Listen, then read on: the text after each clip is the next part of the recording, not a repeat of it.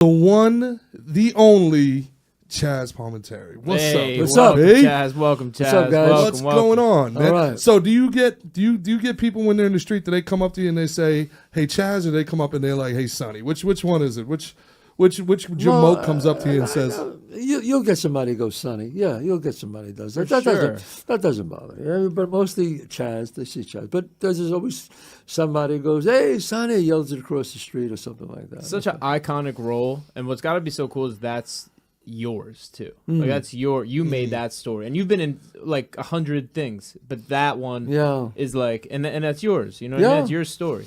Well, yeah. I mean, it's the thing that catapulted me to becoming a star. I mean, that's really what it was. I did that, and then, bam, right out of that was The Usual Suspects. Then the Academy Award, the nomination with the Bullets, and all those things just happened in a row. And I've been on living going straight now for like 35 years. So unbelievable. But it wasn't all peachy keen. I remember from our time on the PBS podcast, you were out in L.A. grinding it out. Oh yeah, I'm not an overnight. You don't forget, I made it when I was 39 years old. So I've been acting a long time. So, but it's just one of those things. I wrote my own project, and I said, if they won't give me a great part, then I'll write one myself.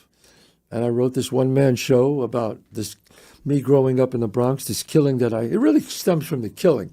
I saw this killing when I was 9, almost 10 I was, right, actually. And the guy looked, he killed this man right in front of me. I thought they were fighting over a parking space. You know the whole story. And of course. What happened was, then the guy stared at me, and the next minute I knew my father dragged me upstairs. Cops came up. I didn't identify the guy. I refused to identify him. And the next day, I was sitting on the stoop again, and he walked by, and he looked at me and went, pointing at me like, "I know that you know that I know." And that's how it really started. Then he just said, "Hey, come in the club. Go get us some sandwiches," and give me like $5, which was like thousands of dollars, So I would go in there, and I cut up the lemons and the limes for the bartenders, and that's how the whole thing started. Now, in that time in New York City, that's a wild story, but it's not like a crazy atypical story. A lot of people have a lot of stories they lived in that environment. Yeah. But those are stories that get told over a couple drinks at a bar. Right. You put pen to paper. When did you know that there was a movie here? There was a story worth telling here. Yeah, I mean, that's a good question, Gerard. I always wanted to talk about it. I always wanted to write about it. And I was I used to write poetry. I used to write short stories when I was younger. So I always wanted, it always stayed in my head. And what happened was, when I needed money, and I was working as a doorman at a club, and then finally I got fired because I wouldn't let, it's a famous story in Hollywood, I wouldn't let this guy in. He was really nasty to me, and he was belligerent, and he said, "Do you know who I am?" I said, "Yeah, you're the guy who's not getting in tonight." So that really pissed him off, and he said, "You'll be fired in 15 minutes, and 15 minutes later, sure enough, I got fired, and the guy was Swifty Lazar. Now, Swifty Lazar, you guys are too young to remember, but he was the biggest agent in the world at the time, in the world. He represented Elizabeth Taylor, Richard Burton. I couldn't have screwed up my career more than with this guy. Yeah. Right? And an aspiring actor. Yeah, aspiring actor. And I just agent to go. I told him to go yourself. And it was his party that I wasn't letting him in. It was his party. and he was late for his party. That's why he was so belligerent with me, like, I don't have to be on a list. Just give me. And I said, "Oh, man, take it easy, And the boss came out, and he said, "Look, I love you, man. You're a great guy, but I got to fire you. He has too many parties here. What am I going to do? He doesn't want to see you again." I said, "All right, don't worry. You've been good to me." I went home. I said, "What am I going to do?" And I said, "Well, if they won't give me a great part, then I'll write one myself. I'm not going back to New York." And I bought 5 tabs of yellow paper at Thrifty Drugstore on Ventura Boulevard, and I started writing The Killing. And that Monday, I performed it at my theater workshop, and everybody was like stunned. What the And everybody saying, "Oh my God, do you have any more?" And I said, "Wow, I got something here." So each week I would write 10 minutes, 15 minutes, and then I would perform it on the Monday. Wow. And then when I got there that Monday, I performed it. and I taped everything with the cassette players. We had cassettes back then. This is 1988. Minute a page, basically. So you're writing 15 pages, memorizing. I was 15? writing. Yeah, I was writing, but at least just writing, and then I would perform it, and then I would see what worked, and I could tell by the audience what stories worked, what felt right, and I kept juxing the positions. You were workshopping your movie. I was workshopping the movie. And then out of the 15 pages, I would take 4 pages. I'd throw out the rest. And I'd do the same thing next week, and next week, and next week. And then finally, after almost a year, I had 90 minutes of this show that I've been doing now. Audience tested. Audience tested. It's like Right? You stand up. When you do stand up, you go to places 100%. And you try it out, and you take the stuff that you go, all right, this is something. This stays, this goes. This stays, this goes. Same exact thing. Do you have any footage of that when you were doing that? Is there any footage of that? I don't have footage of that. No, I don't. I wish I did, God, but I do have That'd be footage. amazing. I do have footage of the first time I ever did the show. The first time. That's pretty weird to see me 30-something years ago doing it. You know, I have footage of all the shows that I've done in 30. It's amazing to me that the suits didn't want you for Sonny. I mean, you were just you couldn't have been typecast. No. The suits. It was always the same thing. The suits always said to me, "You're a great actor. You'll be great as Sonny. We just can't make the movie with you because you're not a draw. You're not. Nobody You knows weren't a big you. name yet. Wow. Yeah. They said this is a starring role, and plus the problem was when Pacino saw it and all these guys saw it. Burt Reynolds. They wanted the role. They wanted the role. That's right. So they were the hot guys at the time. Al and Al's still hot. Can you imagine? So everybody's Burt Reynolds is son. Oh my everybody's saying, I want to play this part. Every big star wanted to play Sonny. Every producer, every director, A+ director wanted to direct the movie. Every studio head. Now you got to picture this now. I'm totally unknown. I put this play up. Bam! The reviews go off the fucking charts. Usually, the reviews are like, forget it. It's like my mother wrote them. You know, Was it a one-man play when you were doing it? one-man play. Wow. Right. It's just the way. If you come, I'm going to be at. I'm starting this year. This year, I start at the Paramount Theater in Huntington. Okay. In Huntington, the Paramount Theater. I'll be there January 29th. We'll be there. Slick and Thick will be there. Slick and Thick will be there. We'll be there. That is a show you will see that I did 34 years ago. That I wrote. Unbelievable. So- My family has all seen it. Like all my cousins who I Right. told you about, my cousin Biff who I had to write the thing, they all love it. Like everybody loves it. My Uncle Freddie loves it, my Aunt Tata. Everybody when they saw it, it was something special. I have they said. people who saw it 80 times, 50 times. Wow. I mean, this is my 12th time at the Paramount, and I'm sold out already. Where were you doing it in awesome. L.A. originally? Where did you? Originally, I did it at the West Coast Ensemble. Then the theater was too small. Then we moved to Theater West, which was the theater I developed it in. Did you pitch it to the creative director there, or did you rent the space yourself? How did you market it? You did everything yourself. I did everything myself. Pre-social media. This is like This is no social media. grinding, baby. This is grinded, Yeah, this is baby. the real world. yeah, get out This there. was the is the real good world. old days. Selling your man. CDs on the Shit. subway. No, what Yeah, happened yeah. was I had this. There was a woman. I forgot her last name. Carol. She ran the Ensemble Studio Theater, and she said, I hear you got a one-man show. They've been telling me you wrote it over here at this theater. And I said, yeah. She goes, I'm doing a whole thing of one-man shows. Would you like to perform it? Now, I never performed the whole thing in front of an audience straight. I said, I figured it's another workshop, 30, 40 people, right? So I go, yeah, I'll do it. So she gives me the date. I go there. I'm the last act to perform on that day. There's one act before me, then I go on. So I go I get there, and I go in the back and I wash my face, and I'm getting ready to go on. And I hear like a lot of people. I said, Jesus. I said, how big is the class? She goes, no, it's not a class, Chaz. It's a performance. I said, how many people are there? She goes, 300. I said, 300? Sink or swim, baby. 300? Like, I said, are you kidding? I said, I haven't, but I never did this before in front of like the whole thing straight. She goes, well, could you do it? I go, yeah, I could do it. I said, just put a chair out there and I'll do it. So I put a chair out there. No lights, no sound, nothing. I go out there and I performed it. 5 minutes standing ovation at the end. Wow. And I said, holy shit, You knew you had some. And then It's your story, though. it's my story. It's your that's the key there. Nobody could have done your play like that because they didn't live it. Well, You right. felt it. But You lived I it, hear yeah. most people say they live a life very similar to mine. I go, well, you should have wrote it then. Yeah. I hear people go, that's Sure my should've. story. Well, Yeah. you should have wrote it. Yeah. Yeah. If that happened to you, why didn't you write it? Yeah. Yeah. You even say that in the movie. This is just one of many Bronx tales. I said, that's You know what I'm I mean? saying. This is There's just a lot. another Bronx tale. I'm just another tale of 100 guys. Yeah. That's really what it is. So I performed it, and everybody, the crowds just came to see it. That's got it. What are you feeling in that moment? You've been out in LA for how long at that point? 10 years? Yeah. Well, not 10 years. No, I was only out in L.A. At that time, I was out in L.A. 5 years. You're out in LA 5 years. 5 years, but 10 years before that, doing in New York. 10 years before that, doing it in New York. Yeah, it's 15 years. Grinding, starving Grinding, artist. You starving. had Working a as couple roles, doorman, right? What? Working as a doorman while... Working as a doorman, yeah. But don't forget, I started studying acting in the 70s. I was with Michael Shurtleff, and then I started studying with Lee Strasberg. Him. Oh, you did Lee Strasberg. Wow. No, but when you say people go, you study. I studied The Strasberg method. I studied. Yeah, wi- I with studied him. actually with Lee. I couldn't get into his class in the beginning because I was too young and I wasn't ready. But then after I studied with Ernie Martin, then I got accepted into Lee's class to study with him.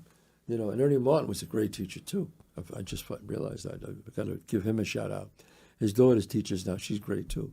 But it was a great experience for me. But then I got into a rock band. I started performing all over the country, and then I did that for like 10 years. Well, on that and on. explains Dante's musical side Yes, as well, too. yes. Okay. So I then- didn't know. Wait. So I had no idea you were in a rock. Yeah, band. I didn't know that. I had hair down here. Get out of here, Oh dude. yeah. Oh yeah. Do we have any songs on Spotify? We gotta have it. Did anything Not make it no. through? I need to We pull- we were a cover band. pull We were that a cover band. We were a Gotcha. total cover band. We just didn't write. Maybe we just couldn't do it. I don't know. We just didn't. No, didn't write. We had one song that I wrote on the R&B charts. It was called "Meet the Beat." And we went to number 28 that I wrote. That I didn't perform. Actually, another group performed it. But that's about it. No, but we were good and we made money, and that always kept me away from my first love, which was acting and writing. Then finally, I quit in 1979. I quit the band totally, and I started studying even harder, and went back to acting and writing. And R&B was the style you guys were doing? Or was yeah, R&B rock? cover bands. Okay. The OJs. Well, we knew Chaz had soul. We know he's Oh, dating yeah, those of fine course. Oh, yeah. sisters and stuff from... Oh yeah, me and the sisters go way back. Billy D coming up. You'll love it. Yeah. Yeah, man. So I mean, do you think? And in the '80s, were you?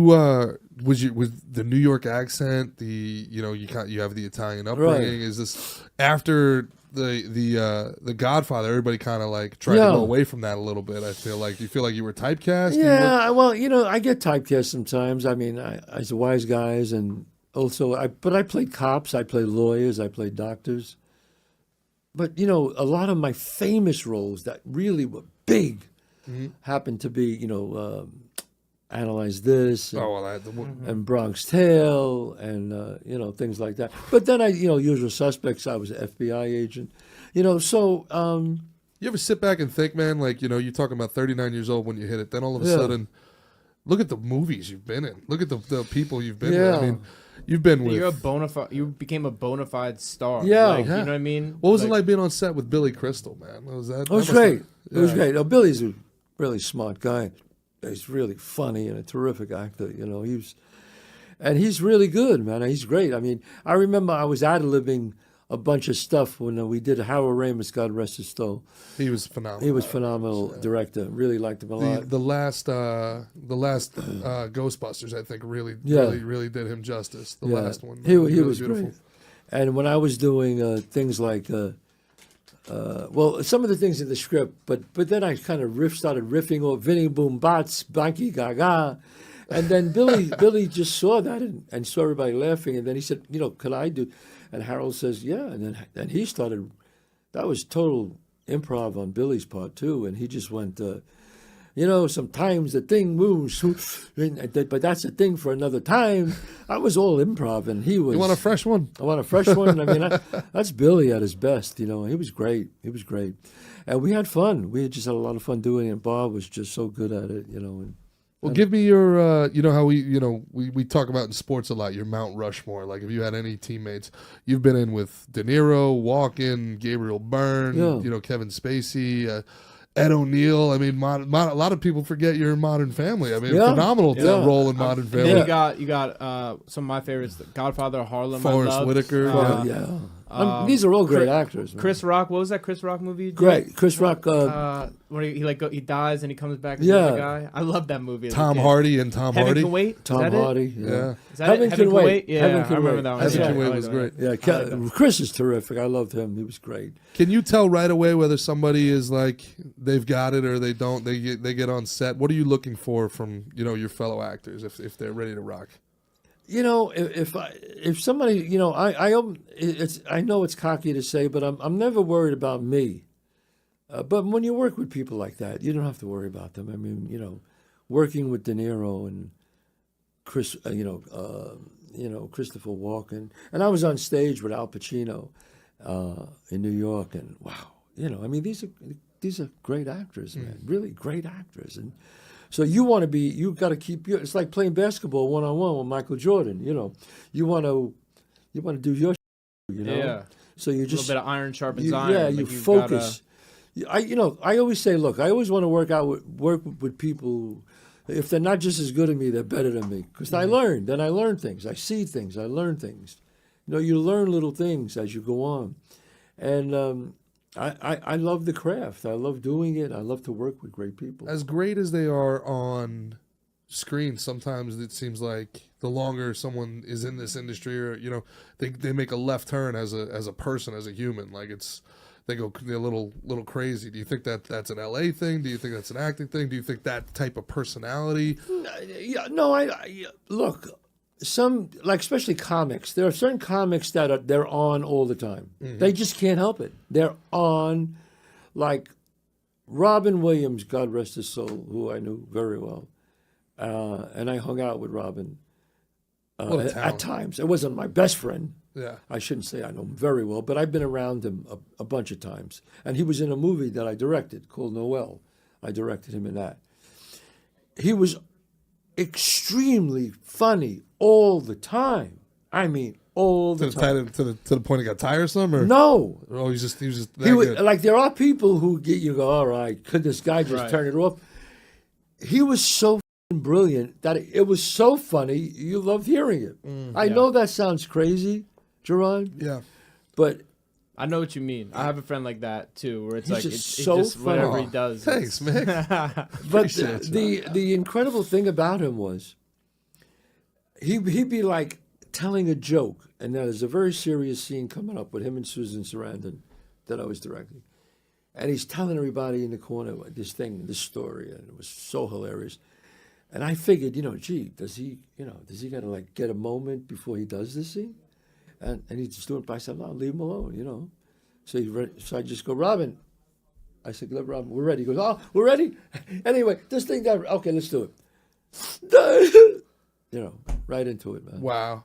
Right into it. Like, It's like he shuts off one talent. voice in his brain, turns on the other one. Yeah, so, but other people, they different. They have to be alone for a while, and that's fine too. I love those stories, man, of like kind of... And that's okay, that older school filmmaking is so beautiful to me. It's so less corporate. You hear about like the old National Lampoon and like Caddyshack, where they took the script and they were just like, you know what, these guys are funnier than me. Here's where the scene starts. Here's where the scene ends. You guys get it going.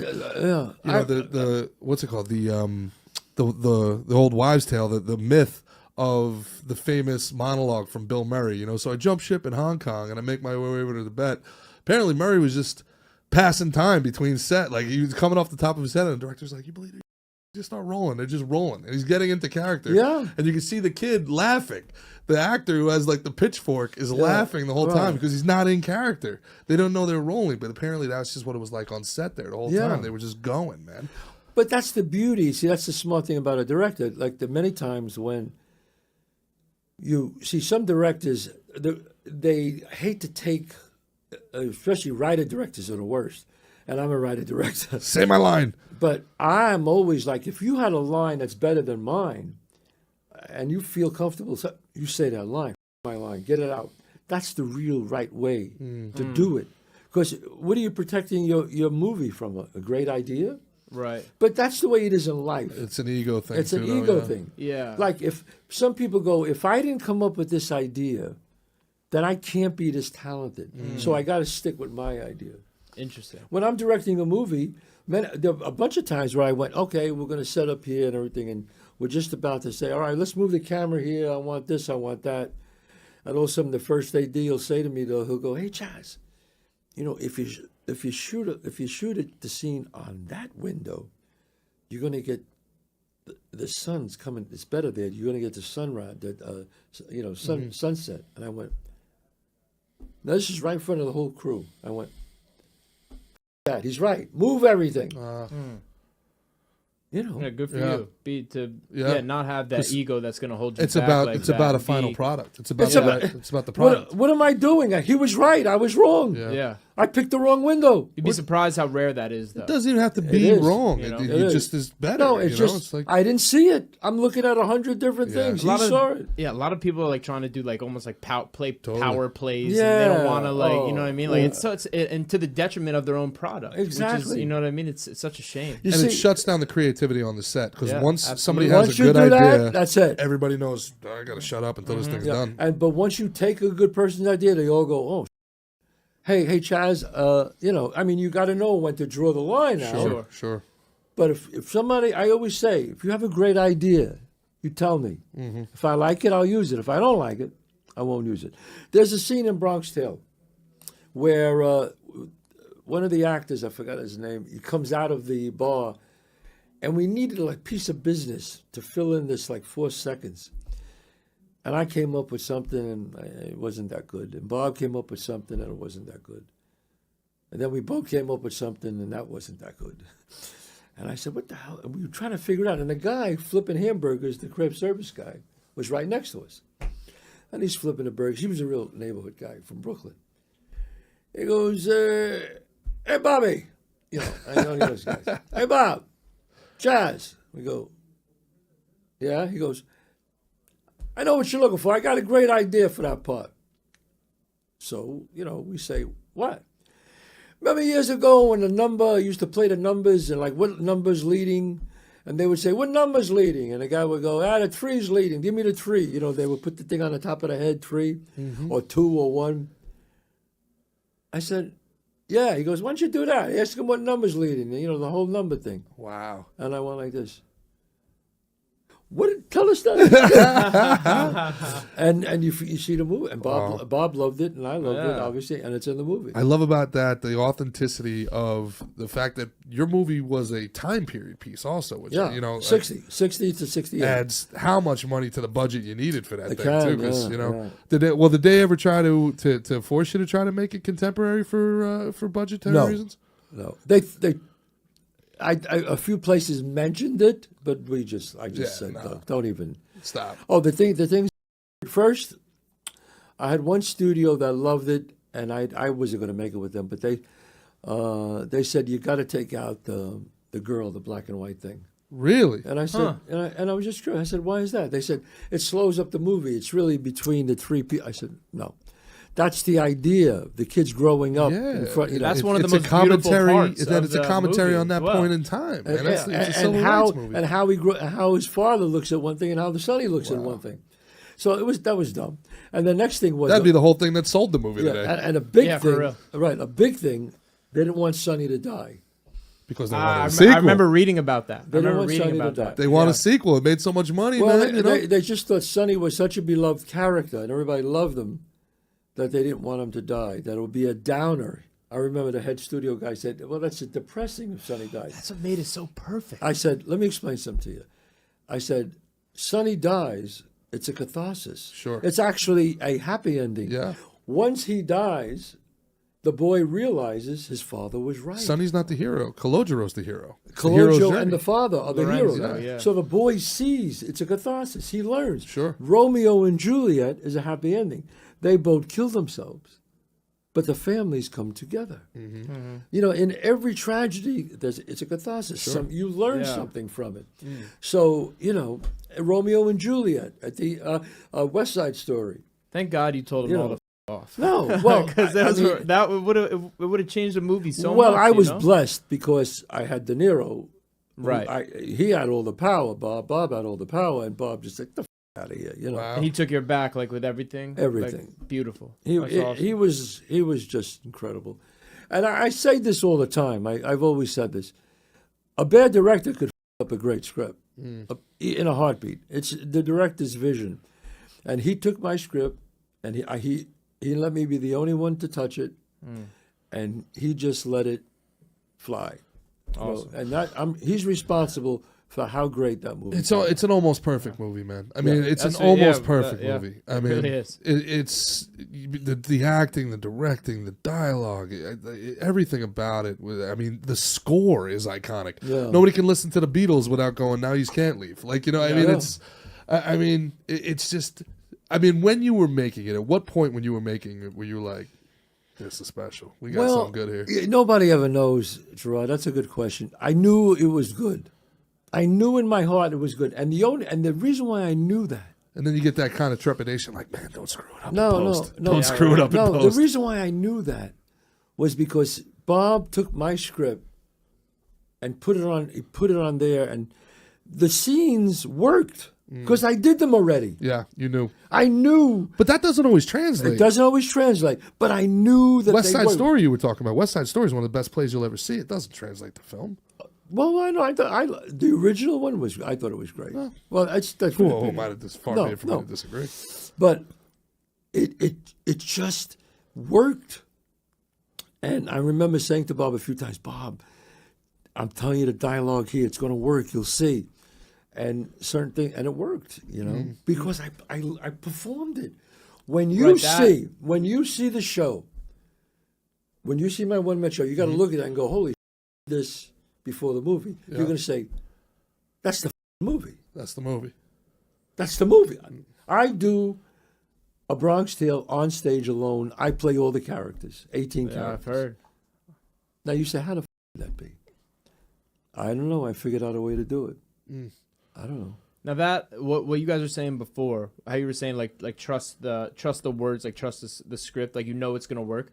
For you two, you performing on stage and you performing on stage, just then when you get into like the acting climate where you don't see the reaction of a crowd or an audience, could that almost like kind of shake you guys, or almost like change your, like you're like, I don't know if it's killing, like if you wouldn't know if the jokes are good, or you wouldn't know if you're gonna elicit the proper emotions. Right. Like is that something like that actors or comedians? Well, for me, it actors? Depends on how far along into the bit I am. Like if I've done this bit for 6 months and it kills every time, I need to like real quickly ascertain like is my delivery off, or are these people just out of it? No. I'm saying if now you're doing it on like film where you're not in front of an audience, like it's if it's like quiet on set and you know what I mean, like you aren't hearing the laughter of the crowd. Right. Or if you, in comedy, he has to have a crowd there. Have to. But maybe I wasn't clear. If a difference between stage acting and acting like on film. Yeah. Right. Like on the stage, you're getting like you can kind of feel the crowd and certain things like that. And you in acting that you've done. Right. If you're not getting like the laughter and stuff, could it throw you a little bit? Well, it's really the difference, and Chaz obviously speaks on this, but I mean, theater acting from television acting, like. Right. You know, something that we would call the perfect 10, where somebody's like really big in their movements and they're very slow in their cadence.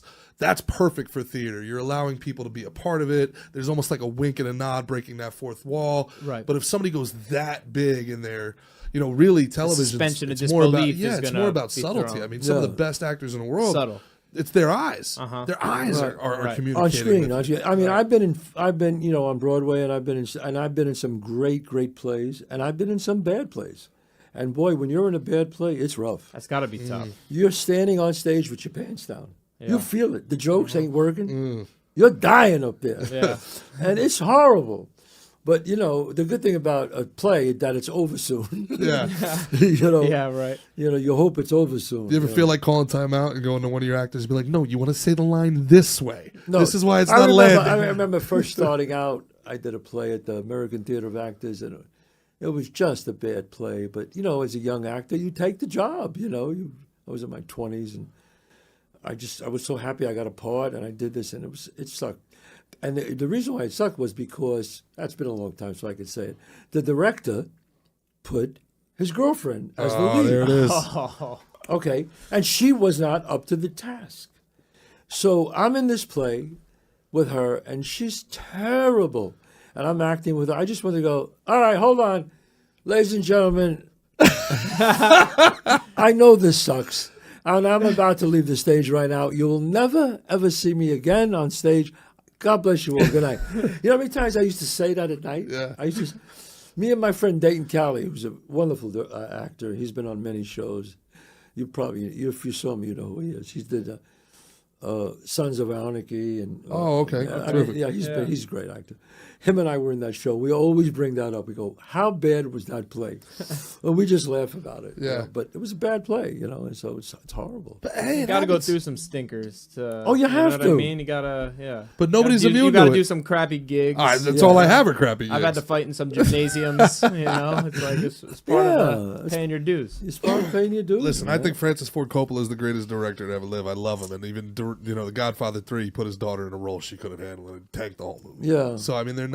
You don't have to say that. I'll say no one's immune to it. No one's immune to it. It's like Yoko Ono and let's do a duet, Yoko. Yeah, she's screaming in the background. Sure? Yeah. I mean, The Godfather 3. It's not her fault. I mean, the movie just. And she's a phenomenal director, as it turns out. But the script wasn't that great. It wasn't. The story wasn't put. I didn't think it was that great. Yeah. Those first two are such masterpieces. Well, the first two are masterpieces. And then but again, to give Sofia Coppola her flowers, I loved Lost in Translation. Yeah, she was great. I thought that was incredible. Great. Is there any role that you were offered after you were? I mean, you were Hollywood's it guy, man. Yeah. You had Usual Suspects, Pool Hall Junkie. I mean, you were it. Was there a role you were offered that you turned down that you wish that you actually, in retrospect, you would have done? Well, there's two roles, very big roles that I turned down. One I do not regret at all because the right person played it, and I wasn't able to play it at the time. I couldn't do it. Physically, I couldn't do it back then. I got ill, and I was not, I just couldn't do it. I had throat cancer, and that's what happened 30 years ago. And that was Tony Soprano. You were offered the role of Tony Soprano. I read that, yeah. Yes, that is Him true. and Liotta. Yeah, well, no, Liotta, actually, Ray Liotta got offered first before me. And then I think it was me. I think I was second. I'm not sure. It was me or Joe Mantegna, one of us. And I turned it down. And Gandolfini was great in that role. I don't regret that at all because, first of all, I couldn't do it. I did love the script. I thought the script was great. But I couldn't do it at the time. I don't know, saying that I would have did it. I don't know.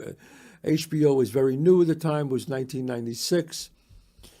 I was making movies. I don't know. But I remember loving the script so much and feeling bad that, gee, I really can't do this if I wanted to. But that was the thing at that time where movie stars, television was still thought as being like a step down, right? I see. Right. But the role that I turned down, that eats me every day. And only not because of my career. My career is great. It's because I love the movie so much. And that's Donnie Brasco. Wow. Oh, wow. And that was the role of Sonny Black. But Sonny Black? Michael Madsen? Michael Madsen. Yeah. Michael and I had the same agent. And when I turned it down, then he took it. And don't get me wrong, Michael was... No, you would have been better in that role. No, Michael was great. I like Michael Madsen, but you would have been better in that role. Michael was just phenomenal in it. And it's got nothing to do with him. It's just that I love the movie so much. You would have knocked it out of the park. Yeah, I just love the movie. I just think I like Madsen too. It's one of Al's best movies. Yeah. And his performance as this kind of ne'er-do-well actor, the gangster was brilliant.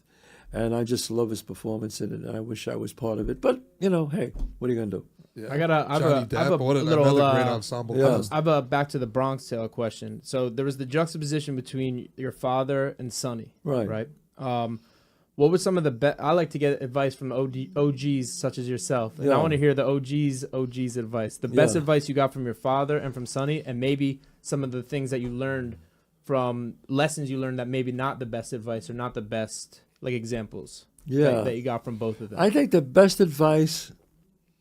It's almost more than advice, Mickey, is because my father always said, always do the right thing. I'll never forget that. He said, always do the right thing. If you don't do the right thing, it's going to come back and haunt you. It will come back and bite you in the ass. said, try to do the right thing. Be honest with people. Do the right thing. A simple thing like that. Do the right thing.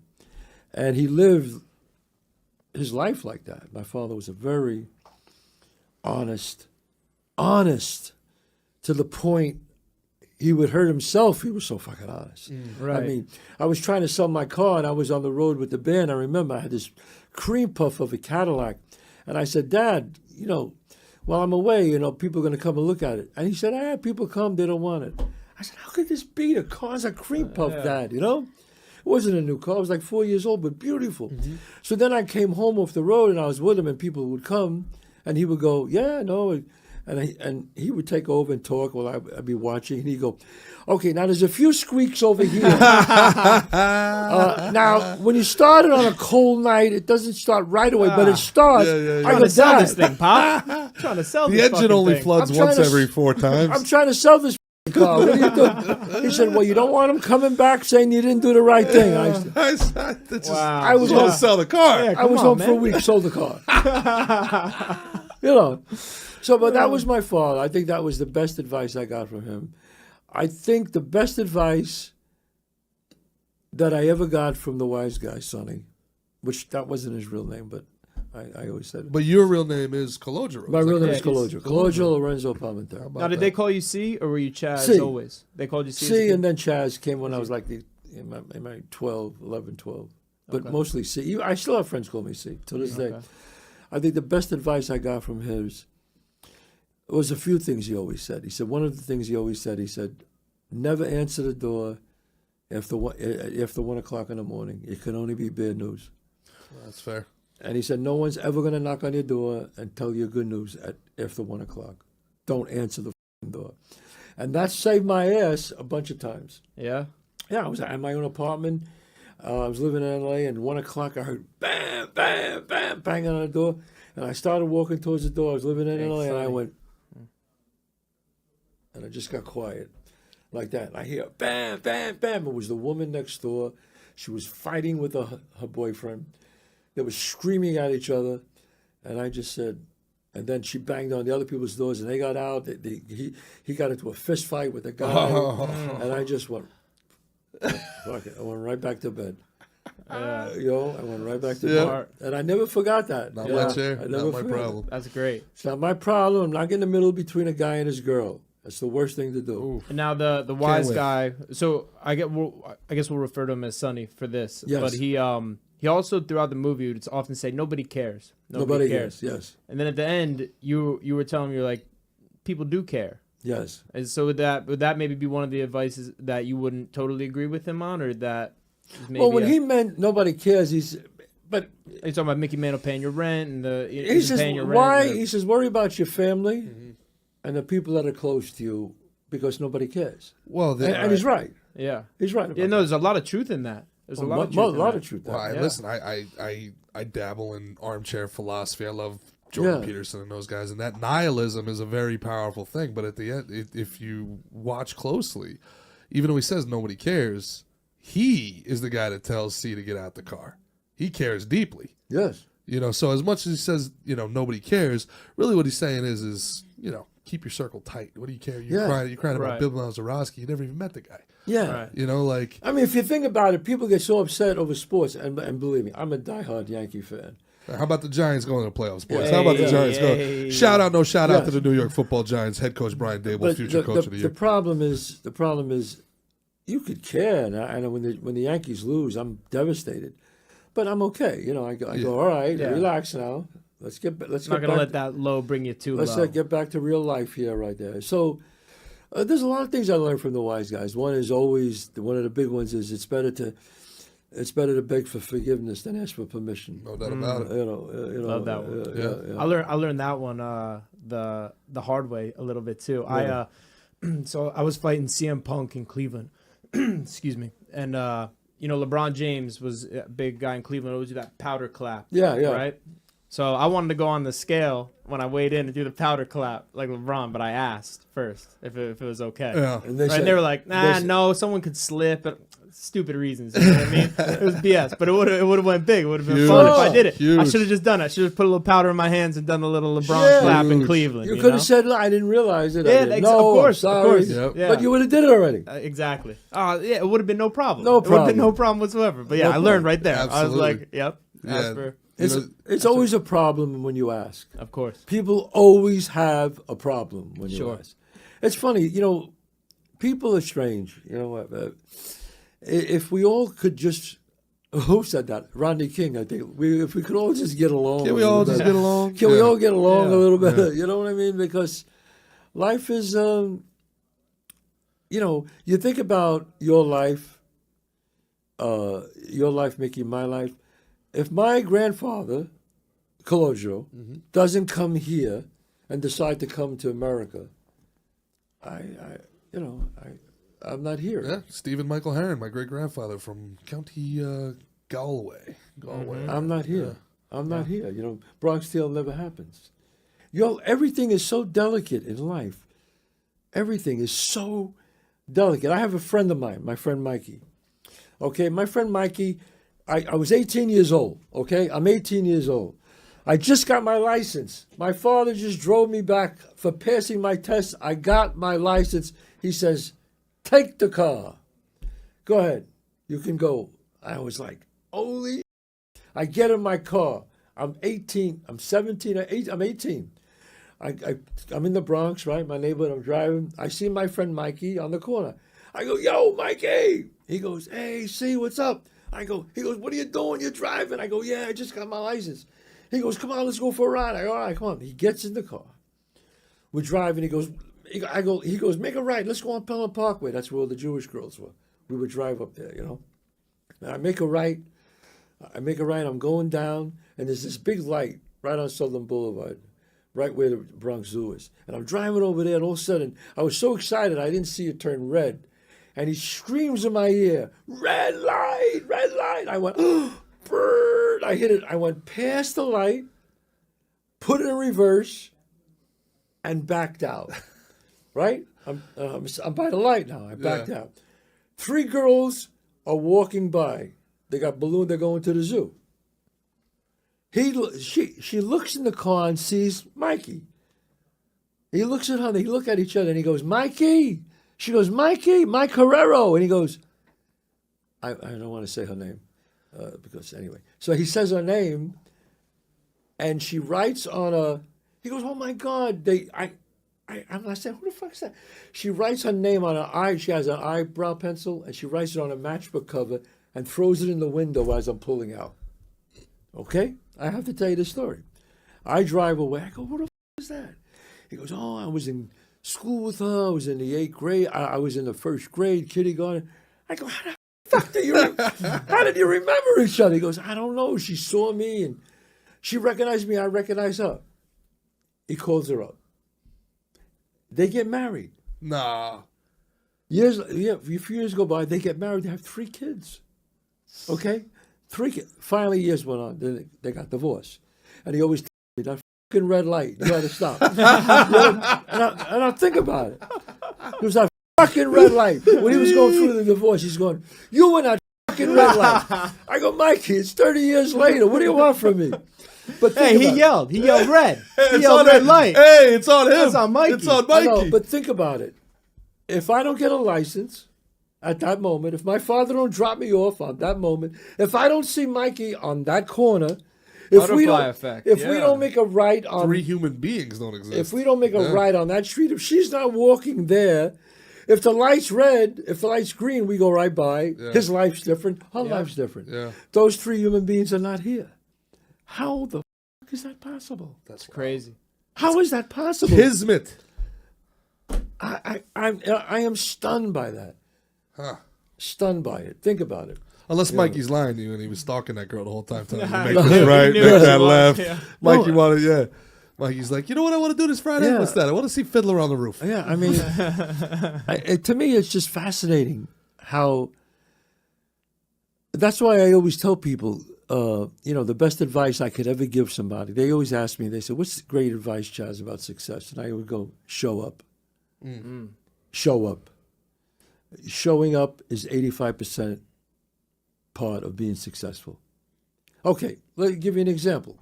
I called you up. I called you guys up. I said, hey, he said, Chaz, I got a friend, my friend Mickey Gall. He goes, he's a UFC fighter. And I said, I said, you know what? I love UFC. Me and my son, we love it. And I saw you perform, and I said, wow, okay. I said, yeah, you know what? Yeah. You know what, Gerard, let's do it. Both of you. Now, he can go, you know what? It's far. I got to go there. I don't feel like going. But he goes. You go. And we become even more friends. Mm-hmm. That's what life is. Yeah. Show up. Amen. Yeah, absolutely. And we got to go. You came down to my gym with Dante, your son. Oh, my son, forget it. My son's a talented kid, good-looking kid too. He's awesome. My son loves you guys so much. He goes, oh man, those guys were so great.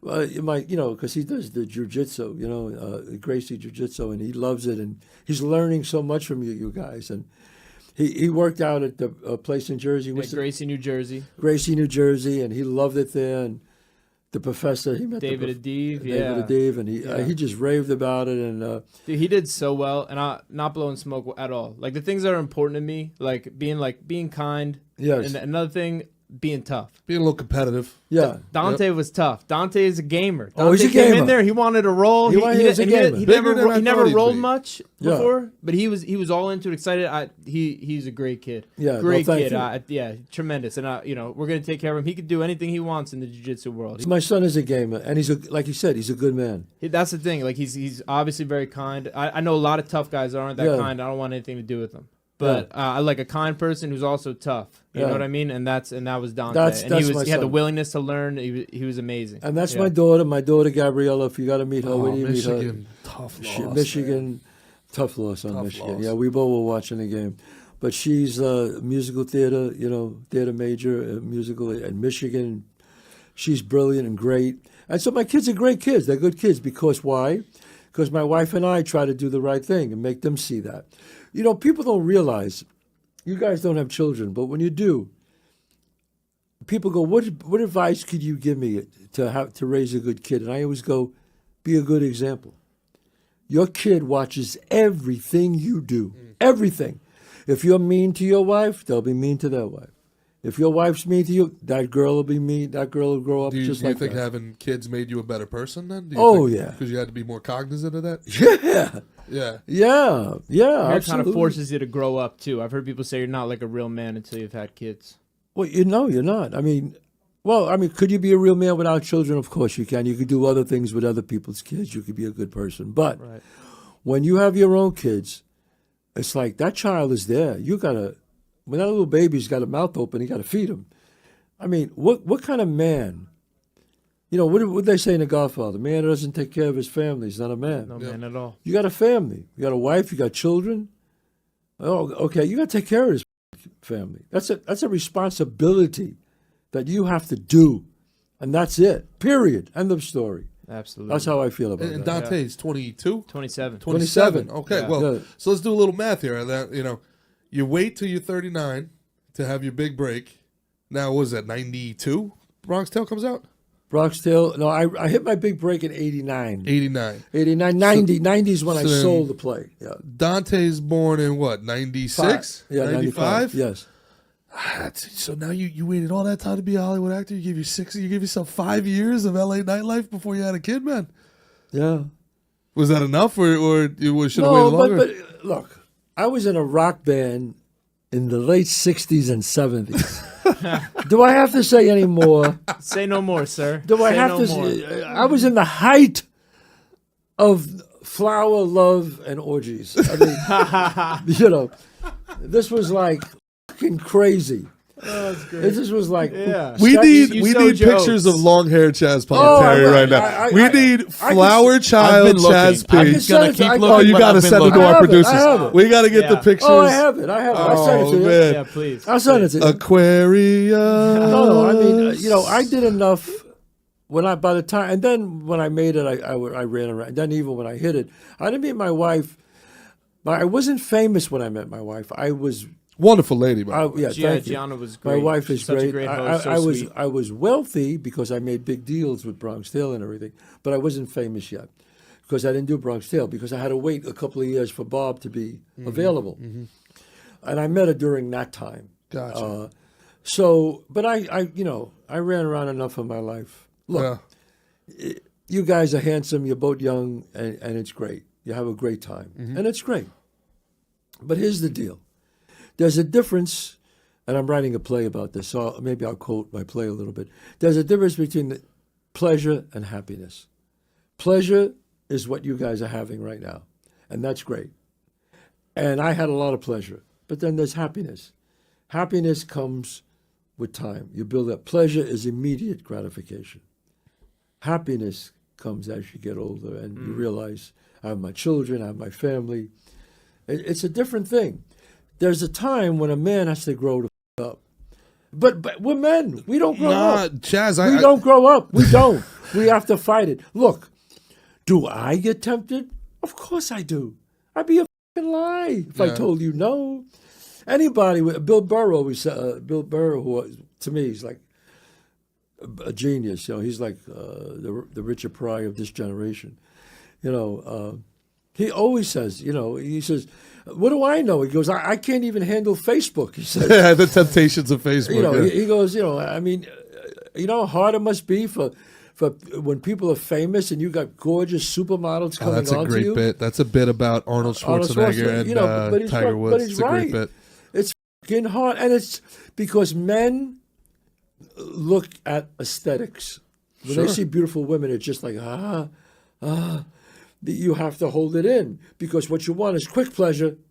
Okay, women are attracted to power. Different. You'll always see. I shouldn't say this. I don't want to get in trouble here. But you'll always see a handsome, a beautiful woman with a guy who's not that great. You go, how the fuck is she with this guy? Yep. He's a powerful guy, and women are attracted to that. Yeah. He may be 5'3", but his wallet's 6'5". See, here's the difference between a man and a woman. Here's a classic difference, okay? You go to a bar, a woman's at a bar, gorgeous woman. She meets this handsome guy. She is blown away by him, so attracted to him. But after about 20 minutes, she realizes that he's an asshole. She goes, you know what? This guy. She will not go out with him. She won't sleep with him, nothing. Now, cut to, a guy goes to a bar. Sees a gorgeous woman sitting at the bar. She is the worst. She's nasty to everybody. He's still got a 100%. Yeah. 100%. He'll put up with it. He'll put up with the abuse to the end of the night. For the end of the night. Got to see it through, my guy. Yeah. He's got to see it through because he cannot control himself. You're not wrong. You're not wrong. He can't control himself. Now, what I want to know is if the lesbian girls, do they just sit there waiting for each other to be terrible, or do they walk away quickly? No, it's the same thing. It's an attraction. It's an attraction. Yeah, it's the truth, though. Yeah. You know what? Hey, I got an old friend used to say, man, everybody hangs out at the finish line. Yeah. Women hang out at the finish line. Friends, quote unquote, hang out at the finish line. They all, very few want to take the drive. They all hang out there at the end, and it's the unfortunate truth, man. It's the unfortunate truth. And I mean, no, you're right. That's but at the same time, I mean, I talked to Mick about this. I'm a little older than Mick. I had a tough time with when me and my ex broke up because I didn't want to go back to the. I missed the intimacy. Right. Yeah. It's you get to a point where like how to play the game. Right. I'm going to go to a bar. I'm going to say this. I'm going to make them laugh. Blah blah blah. And then whatever, shoot your shot, and it is what it is. Yeah. But there's something about coming home from the road and having someone genuinely miss you, or like, hey, someone in this world actually cares if I died out there. And there's something about that you grow accustomed to it, and you do miss it when it's gone. It's the Peter Pan syndrome. Men have the Peter Pan syndrome. They don't want to grow up. They don't want the responsibility. That's why having a kid, it makes you gotta like straighten out. How old were you when you had Dante? I had Dante at 43.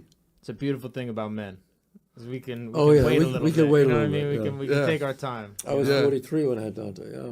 Well, as the Honorable Minister Farrakhan told me about the Quran, you can half your age plus 7 for men is the Islamic way. The ideal age for your partner is half your age plus 7 in the Quran. Really? Yeah, I didn't know that. Try to work it out. It's almost always perfect.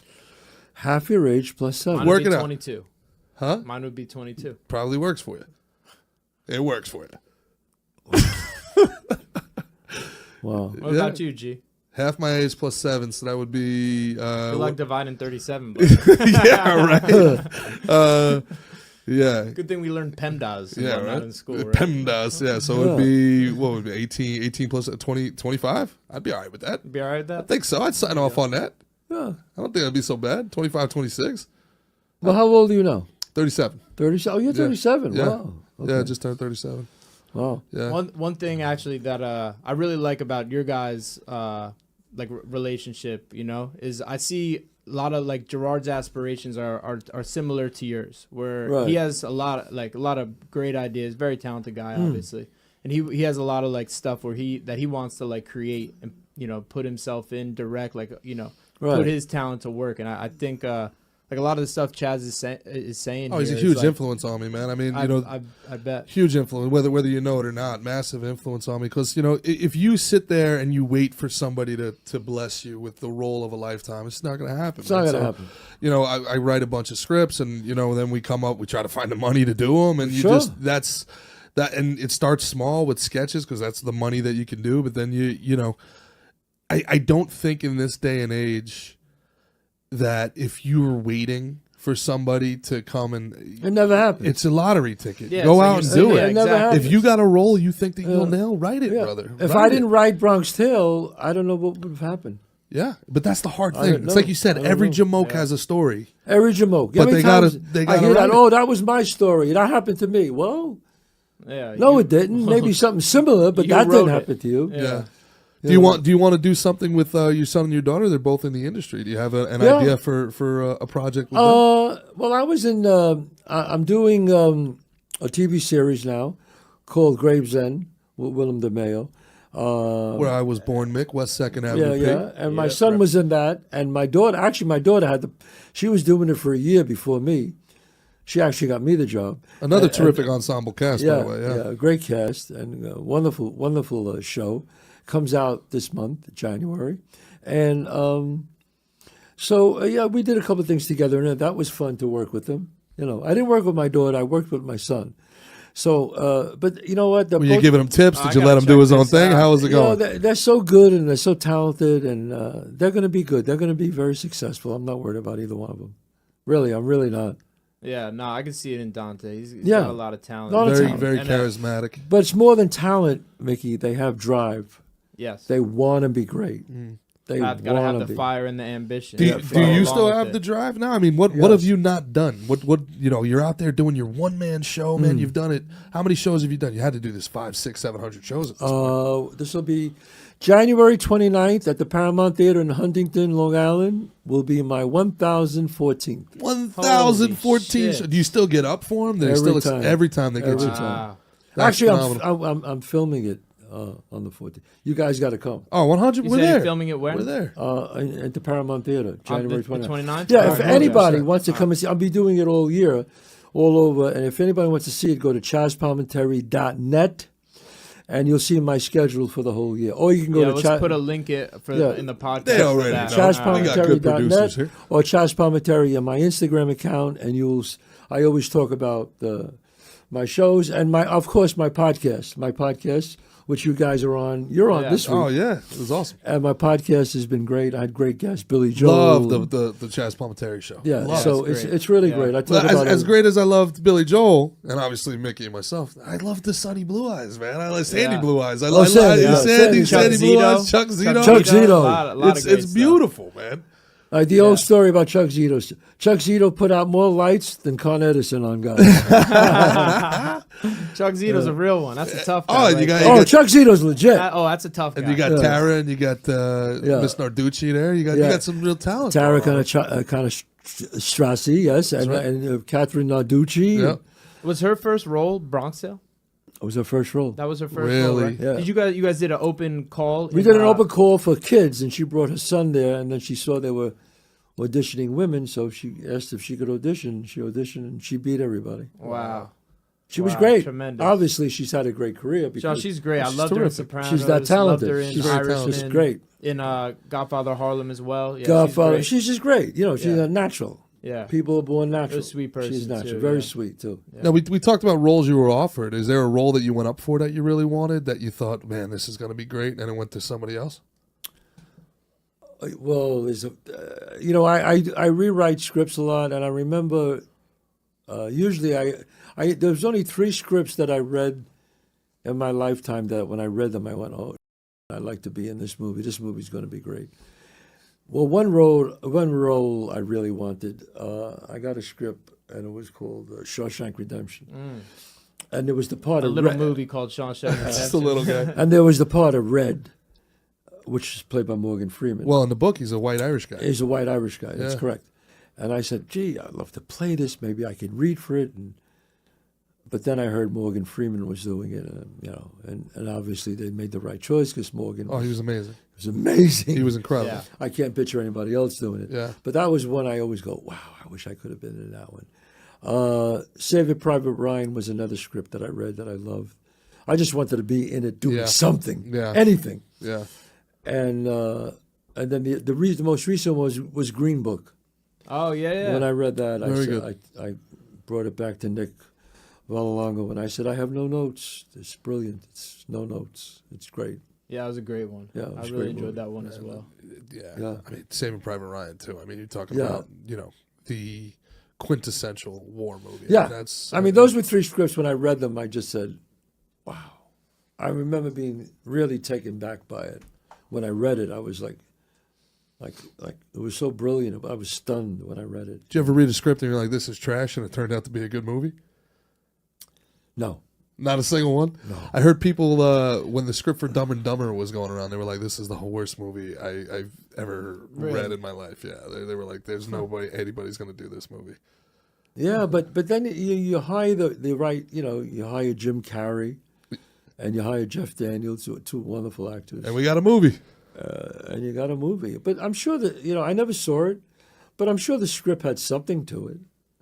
I don't know. I never saw it. The Farrelly brothers, they had a great run there. You don't know.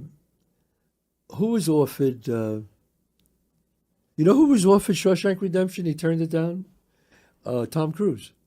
Really? Yeah. Tom Cruise turned down Shawshank Redemption because he didn't want to direct with he didn't want to act with a first time director. This is the story I heard. And he said no, and Frank DeBonk, who directed it brilliantly, said, I'm directing it, and I don't give a shit. So, but you know what? You look at Tim Robbins, and you go, is there anybody else but him who could play this part? Yeah. Yeah.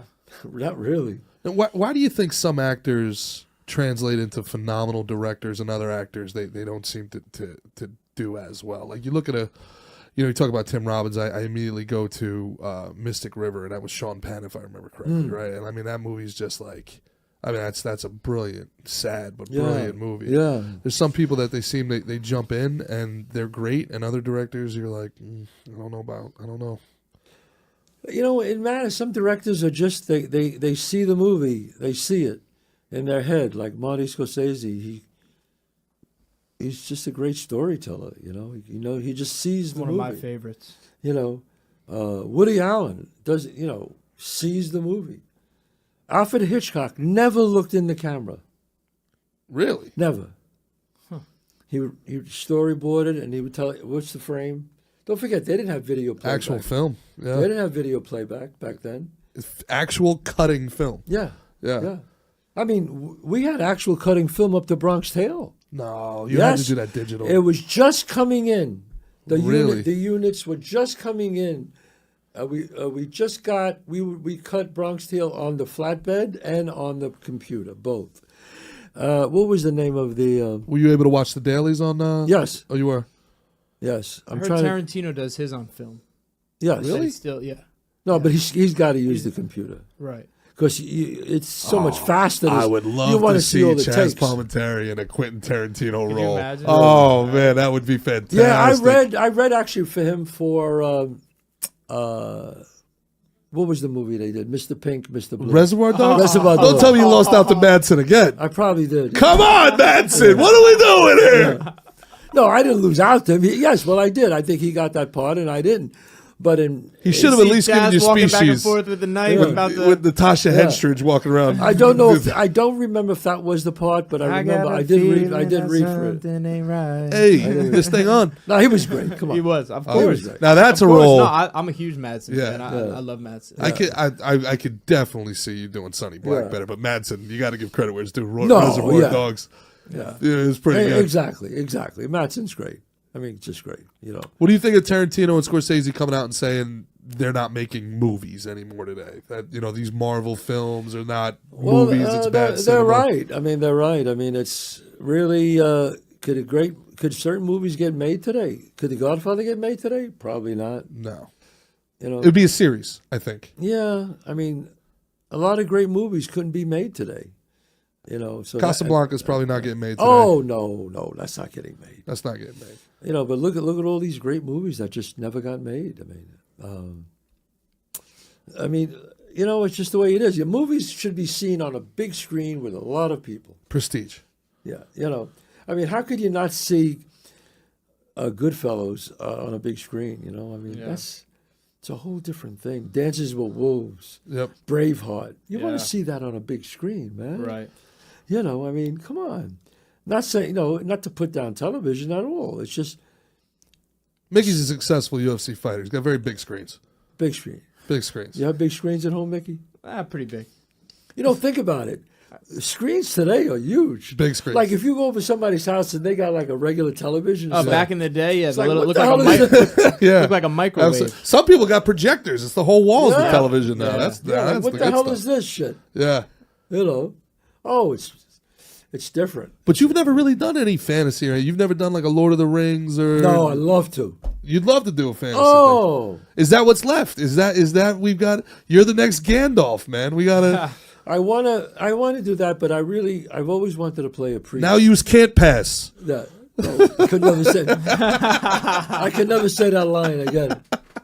Yeah. You probably heard that so much, and I remember you told me on your podcast that was just kind of like a line you just wrote, like you knew like the. Well, I wrote it because the guy said it. Okay, so you didn't know it was going to be this iconic line. No. That was I've had friends that have saw that we've been hanging out together, sending me "Now you can't leave, now you can't leave," like crazy. Yeah. Like, everybody, that line is so iconic. I was 18 years old, sitting at the bar, and these guys came in. Okay, they were called they weren't the Hells Angels; they were the Aliens at the time. That was the name of the gang, and they did this thing.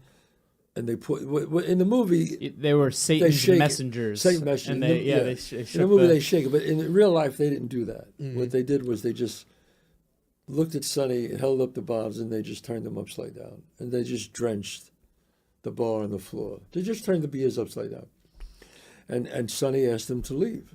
And before they were Sonny allowed them to come in because they were actually acting like gentlemen. Actually like gentlemen, but it was a setup. But they were faking. It was a setup. Yeah.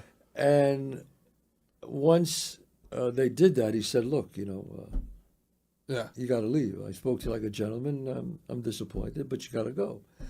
And the guy just looked at him and said, "Fuck you. You think about the." And he said something like, "Look, you see these colors? Like my colors. You're not doing us." Yeah. And he said, "This is our place now. Fuck you. You make us leave." And your terms are acceptable. And he just like kind of went. And I'm sitting there at the end of the bar, and I'm like this, just like I described it and he just walked over, and shut the door and bolted the door, and he walked back and he said, "Now you just can't leave." Now that's the story. The Brooklyn people are like, "No way, Chaz took that from Brooklyn," because there's a story in Garrettson Beach. Yeah, I know. Yeah, so, but the, these bikers came in and. Apparently, there's a big hole somewhere in Garrettson Beach. Yeah, I don't know that story. I know this story. So then he locks the door. Garrettson Beach happened one year. Yeah. What, 70s, 80s? Maybe, probably, yeah. This is the 60s. That's very true. That's very true. Okay? Yeah. So tell Garrison Beach they're wrong. on the next episode of Gravesend, hey, Garrison Beach. Look, maybe something similar happened there. It's very possible. There's some tough guys out there. Yeah. Maybe the guys walked in, got smart. They said, no, you're not, we're going to kick your ass. It's possible. Sure. That happened. Yeah. Well, look, let's be honest. Those guys were probably, they were drug dealers too, and they were testing the waters. Where can we flex? Where can't we flex? Yeah. Sometimes you flex on the wrong people. Yeah. Sometimes fuck around and find out. Sometimes you just with the wrong people. You never know, right? When it's your day, you have no idea. No idea. You could be a real tough guy. You know how it is in the ring, Mick. You're in the ring. You're hitting guys. You're knocking guys out. And then one day you hit a guy and nothing happens. It happens in my dreams. Anytime I get in a fight in my dreams when I'm sleeping, I hit someone and nothing happens, and I'm like, "What?" That's what it feels like when you tell a joke. You expect a big pop, and the crowd is going to be like, "What the hell?" You're like, "What? I thought I had some power." What's going on here? The hell? Yeah, let's try this again. That's when you hit a guy and you just say, and nothing happens. You hit him again, nothing happens. You start going, all right, is somebody going to break this fight up here? Hey, dude, so wait, hold on, wait. So you have dreams where you hit people and yeah, my dad has the same where dreams. I bomb. I have dreams where I bomb atomically on stage. No, you know what I have dreams? I have dreams where I'm on Broadway and I don't know my lines. You don't know lines? Yeah. I've done the same thing. All right, I've had a lot where I'm in school and I have a test or the semester's over and I've done none of the work, haven't gone to class once or something like that. So you guys have those you still have school sure. I didn't know my lines, and I had a dream where they said the guy's sick, Chaz, you're on, and I'm like, I don't know my lines. I don't know if I could do this. I don't know my lines. I always have that. It's an actor's nightmare. So you started acting in the 70s, you said? Yeah. What got you into that? I always wanted to be an actor, always. Okay. Since I was 10. Okay. I wanted to write, I wanted to act. Because I wondered after, like how Bronx Tale ends, you're what, 17, 18? Yeah, when the movie ends? 18, yeah. So then right from there, so you had already been studying acting for a while and working on that at that point? I 17, 18, no, not yet. Okay, you hadn't started yet? Right around 18, that's when I started. Okay. That's when I left the neighborhood, we moved out of the neighborhood. My father said, we're out of here, Mm-hmm. So, and then I went to the college, and I was a drama major. Where'd you go to school? Bronx Community. Okay. Community College. And then I left there, and I went to Manhattan and started studying down there with Michael Sherloff at the Corner Loft Theater. These suits think that Bronx Tale is a sad movie. Little do they know that C goes on to be a movie star.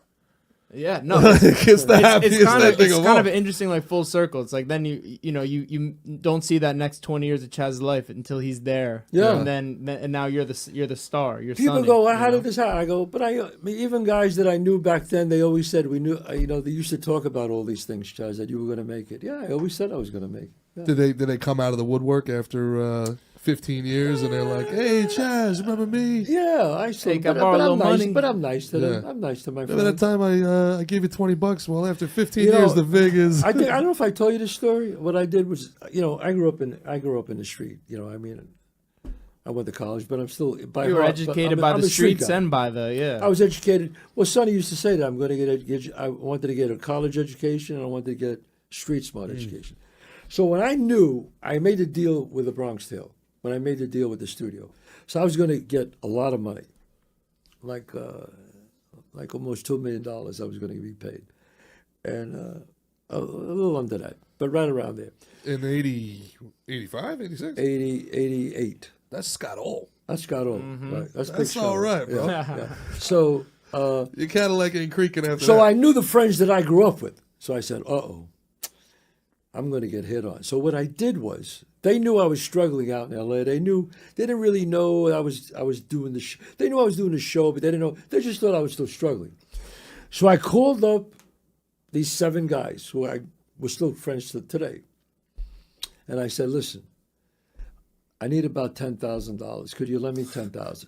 Knowing that there's no way they could give me $10,000. I said, I'm going to come into some money. I'll give you the $10,000. Chaz, I'm married, I got kids, I love you, I'll do anything for you, but I can't. Okay. I go through all 7 guys. Each one says the same thing. And I knew it. They don't have it. One was a garbage man. One was a cop. They couldn't, there's no way they can give me that kind of money. Right. 2 weeks later, bam, in the newspapers. New York Times. So smart. Daily so News, smart. Post. Chaz Palminteri, the big thing in Hollywood, makes a millions-dollar deal. That's fucking They can't genius. call me and ask me for nothing. That is fucking genius. That is unbelievable. Okay. That's phenomenal. They can't call me and ask me for nothing. Oh, that is brilliant. I had one friend who had the balls to do it. He passed away. My friend Timmy Knapp. We call him Timmy Knapp. His last name was Napolitano. He called me up. He goes, Chaz, I saw what happened. Oh, my God, I'm so happy for you. He goes, listen, my wife and I are buying a house. Could you help me with the down payment? I said, Tim, you got a lot of balls asking me for money. And when I asked you, he goes, I know, God, I feel so bad. I go, oh, you don't feel that bad. You ask me. Well, Chaz, now you know I don't have it. You asked me, so you don't got the money. Help me out here. He goes, he goes, this would mean, it. he went to 25,000. Whoa. 25,000. He said, if you could just let me this money. I said, you're not going to pay me back. Stop it. I said, come on. So I said, Tim, listen, if it was that bad, I mean, look, I could give you a couple of grand, but I can't give you 25,000. He goes, all right, I'll take a couple of grand. I hung up. Boom. Jesus.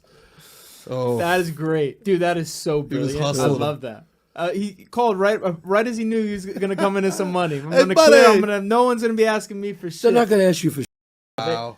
But one guy. Think of that? Where you were just like, that's they don't teach you that in that's the streets. That's street smarts, right? They don't teach you that in college. The street is you always cry the blues. If you got money on you, you cry.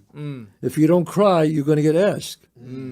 There's only two things that could happen. Here's another thing. My dad told me this. There's only two things that could happen if people think you have a lot of money. One, they'll ask you for it. Or two, they'll try to steal it from you. Yeah. No good comes out of telling people you got a lot of money. Unless it's at a bar with that girl. Yeah, till this day, people go, how you doing, Chaz? Oh, I'm doing okay. Yeah. Oh. I'm doing all right. Oh. You must be making millions. I'm all right. I'm comfortable. It's a down market. Inflation's killing me. Inflation's you cry the blues. Yeah. Always cry. You know what I mean? Because if you don't, if you start being braggadocious and flexing on everyone, then this is the segment we need. Up. I need Chaz Palminteri's rules for life segment. I need one rule for life. This is the book. We got to get 365 rules for life, one a day. That's the TikTok. You got a great production team. Get your TikTok on that. That's it. Chaz P's rules for life. Well, actually, me and Michael Francis, great Michael Francis. Of course, yeah. Him and I did a podcast together. We're putting it together now. It's going to come out soon. And we take the great books, like Machiavelli and so many great books. Very intelligent. And we break it down. Him and I break it down in a street sense. It's really great. It's going to be great. Oh, so awesome. You distill down these high-level concepts into something I like that a lot. That's really cool. I was a student of Machiavelli. I used to read Machiavelli, and that was really from Sonny, because the wise guys used to read Machiavelli in jail. Mm-hmm. Yeah. So he's the one. The prince, I would imagine. The prince. Yeah. Prince is the ultimate. Yeah. Il principe. And I always said, well, if you think about it, and I put the prince in Bronx Tale. Yep. Yeah. That's what I always did. Well, that's, loved or feared. Is it better to be loved or feared? Absolutely. Well, it's better to be feared. Well, it's better to be feared. In the medieval context of what Machiavelli was talking about, it's absolutely right, 100%. Yeah, I always say, people ask me, hey, Chaz, they always yell, is it better to be loved or feared? And I say, well, if you're Sonny, it's better to be feared. If you're Chaz Palminteri, it's better to be loved. Mm-hmm. So, makes sense. And that really makes sense. I mean, because if you remember what Sonny says, you think these people love me? They're afraid of me. But that's okay. Right. I accept that. Well, that's really any boss in any job. Sure. Right? Yeah. I mean, hey, you don't do what your boss tells you to do because you love him. You do it because I don't want to get fired. People take advantage. It's human nature. If you tell your friends, I got so much money now, whatever you need, they're going to ask you every day. Yeah. Every day. Hitting you up. But you got to tell them, hey, I had to tell my friends, bye, guys. Have I lent money out to friends? Yes. Yeah. Has it been a loan? No. I say, here it is. This is not a loan. I don't want the money back. Yeah. And I say that for two reasons. One, I'm not going to get it back. I know it. Mm-hmm. And two is, you're not going to ask me again. Right. You're never going to ask me again. Sure. It's over. Yeah. Just like it cost me $20 to get rid of him, like in the movie. Yep. It's the same concept. He needed money for his rent. I know. I've been there. Yeah. I remember years ago I needed money for rent, and it hurts to ask. Well, I actually have the opposite problem. I'd probably die in the streets before I asked anybody for help. Yeah. That's the the stubborn. Well, there are Irish times times that I had to do that. It was either that or, I don't know what. I wouldn't do anything wrong. If you were 35 when you sold the script, were you close to giving up? You figure? Never. You're never going to give up. Never, you're going to never. see it through to the end. Never. Couldn't waste this man's talent, bro. Had his pops telling him that from day one. That's a tough thing, man. It's a tough thing. It's no different than your sport. I tell Mickey all the time. What I respect so much about those guys is you put me in there in a ring for one night, I'm game. Anybody can have that one fight. Yeah. Get in there and do it again the next day, twice a day, every day, 6 months. The training you're talking about. The training, the dieting, the sparring. Yeah. I lived one day in your life. I couldn't play pickleball the next day. I was like, I'm out. The real key in anything you do, you're 37, you're 30 years old, is you have an immense amount of time on your side. So any money you make, you should try to put it somewhere, like an index fund, something like that. I know it seems small, but the more money, if you could just save $100 a month, by the time you're 10, 20 years from now, you'll have a nice nest egg for retirement. And I know it's hard to think like that, but you have time. You're 30. It's young. Yeah. It's all going into my movie. I'm putting it all on black. Yeah. We're either going to double it or I'll go bankrupt. That's there's certain decisions that you have to make in your life that are the most important decisions. One is you have to show up and do the right thing. The second is the person you choose to marry is probably the second most important decision you have to make in your life. Because that person could either put wind in your sails or could bring you down. Yeah. Is this person that I'm marrying, or a girl could feel this? A girl could say the same thing. Is this guy an asset to my life or a detriment? Is he luggage or is he wind in my sails? That's tremendous. One or the other.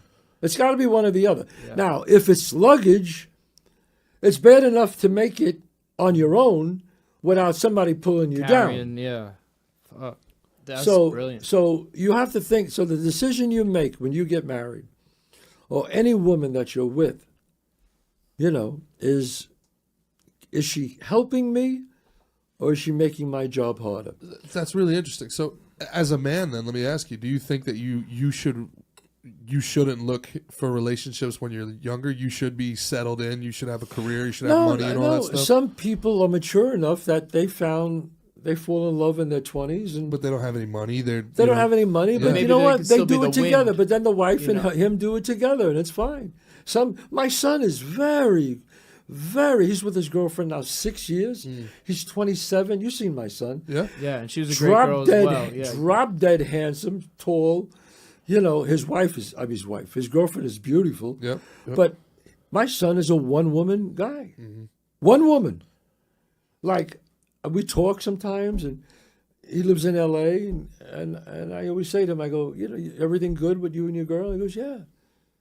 And I said, you never get tempted to, I'm just curious, because I was totally the opposite. Yeah. I was the worst. Yeah. At that age, I was the worst. I got to tell you, and I'm so proud of him. I'm so proud of him because you know why? He's got a great life. And it worked out for me. I met a great girl. But some of my friends, they're still to go the other way. They're in their 60s going to bars. Yeah. I mean, guys, that's I sad. Come on. I want to be a father, but I really have never ever once in my life wanted to be a husband. Yes. I don't know if that makes sense. It makes everything sense. Yeah, that tells me you're a selfish bastard. That's what it tells me you're. Am I right, honey? Am I right? Thank you. There's a young lady. When you got me, you got me. But That tells me you're I do want to be a father, though. You so, tells hey, me you're a selfish bastard and you want your cake and eat it too. Well, you know what? Come on. Life ain't that way. Oh, I want a son so I could say, my son. But you don't want to do the work. God, you're calling out my soul right now. This is exactly what I want. This is what you needed to hear, bro. This is exactly what I want. You got to listen to your mentor right because here, what is your son going to say? I can have a catch with my son. I can't have a catch with my wife. You think catch makes a father? No. Are you kidding me? A father, when he looks at his father and he sees the way he treats his mother, that's very much true. That's everything. That's very much true. That's everything. Okay, but also can we have a conversation about like reasonable expectations? If you're with a woman for 10 years, that's 3,650 days, and you're faithful for 3,649 days, and one day you're not, and that's a failed marriage. I don't know, man. That's unreasonable expectations. What do you want, a medal? What do you want? You want a medal, man? You want a fucking medal? I don't want a medal. Don't you think it's unreasonable expectations? Okay, is it better than the man who cheats every day, every week? No, I don't think that guy should get married. I mean, well, then the woman has to consider that. You cheated once in 10 years. She has to think about that. And if she could handle it, great. Some women can't. I say you broke the trust, that's it. But I'd like to be that good guy that doesn't. I'd like to be that good guy. I want to, I think a family is everything. Like, there's nothing more important than family. It's just, I feel it's very complicated in today's world because everybody knows everything about everybody at every time. Right. Like everything's on a cell phone. You get accused of things that you've never done. Like, I don't know. Like, Yeah. It's, I'm coming off like a real cad here. But I just, No. I mean, when you're famous, the thing about being famous is you get blamed for a lot of stuff you didn't do. And then you get blamed for things you did do. Don't look at me. I'm not famous. The two of you can have this conversation. You know what I'm saying? So it's is it great to be famous? Yeah, you can get a table at any restaurant you want, and that's great, and people like you and they respect your work. But is it going to make you happy in the end? No. Some of the most famous people that I've met in my life are the most unhappiest. Why does it seem that way? I think that maybe that thing, that fame they're chasing, isn't all they thought it would be. Well, to that example, I have a friend of mine in L.A., beautiful, beautiful woman, really one of the only people I enjoyed hanging out with in L.A., and then she just took her own life. And And I think I don't want to speculate, but I know her well enough to know that her desperation to A, be famous, and B, try to keep up with the Joneses out there. It was just a nonstop cycle of depression for her. There was just she needed external validation every second of her life. Too much. Yeah, that's too much. And then she started getting surgeries and all these things, and it just, that. But again, that's a now society thing, right? Like, I mean, we're on the internet, we're on social media, we all need external validation. Well, the internet has been the worst thing in the world for everything. That's. Everybody, a lot of young kids take their lives because they get bullied on the internet. They get ghosted. Cyberbullying. They get ghosted by their friends. Well, the cancel culture is real tough. The cancel culture. You know what I mean? If you know who you are, then nobody could hurt me. Mm-hmm. I don't read a review of any movie I did, any Broadway show I do. You've never read a single review? The only reviews I ever read were Bronx Tale, and that was 30-something years ago. Wow. After that, I realized... I remember Bob De Niro told me, don't read reviews, it's the worst thing for you. And the good reviews are worse than the bad. Why is that? Because it blows you up like a big potato chip, and you want more and more and more. Yeah. And then as soon as you get a bad one, you're destroyed. So I discount the good ones and the bad ones. I discount everything. I completely agree with that. It's the same thing with comments on like your Instagram, because I don't even read them. Anyone who's gonna, you shouldn't. No, we don't need this information. It really doesn't matter what any of these people who can just say some, whether they're saying you're the best, you're the GOAT, you're the man, or they're talking and you suck, this blah blah blah. You know what I mean? Like, it doesn't matter. Like, doesn't matter. It's just some other like I always say, like, to people who sweat that stuff, is like, everybody's perception is different. My mother's, my father's, your perception of me, Gerard's perception of me, people who I know and respect, it's all going to be a different perception.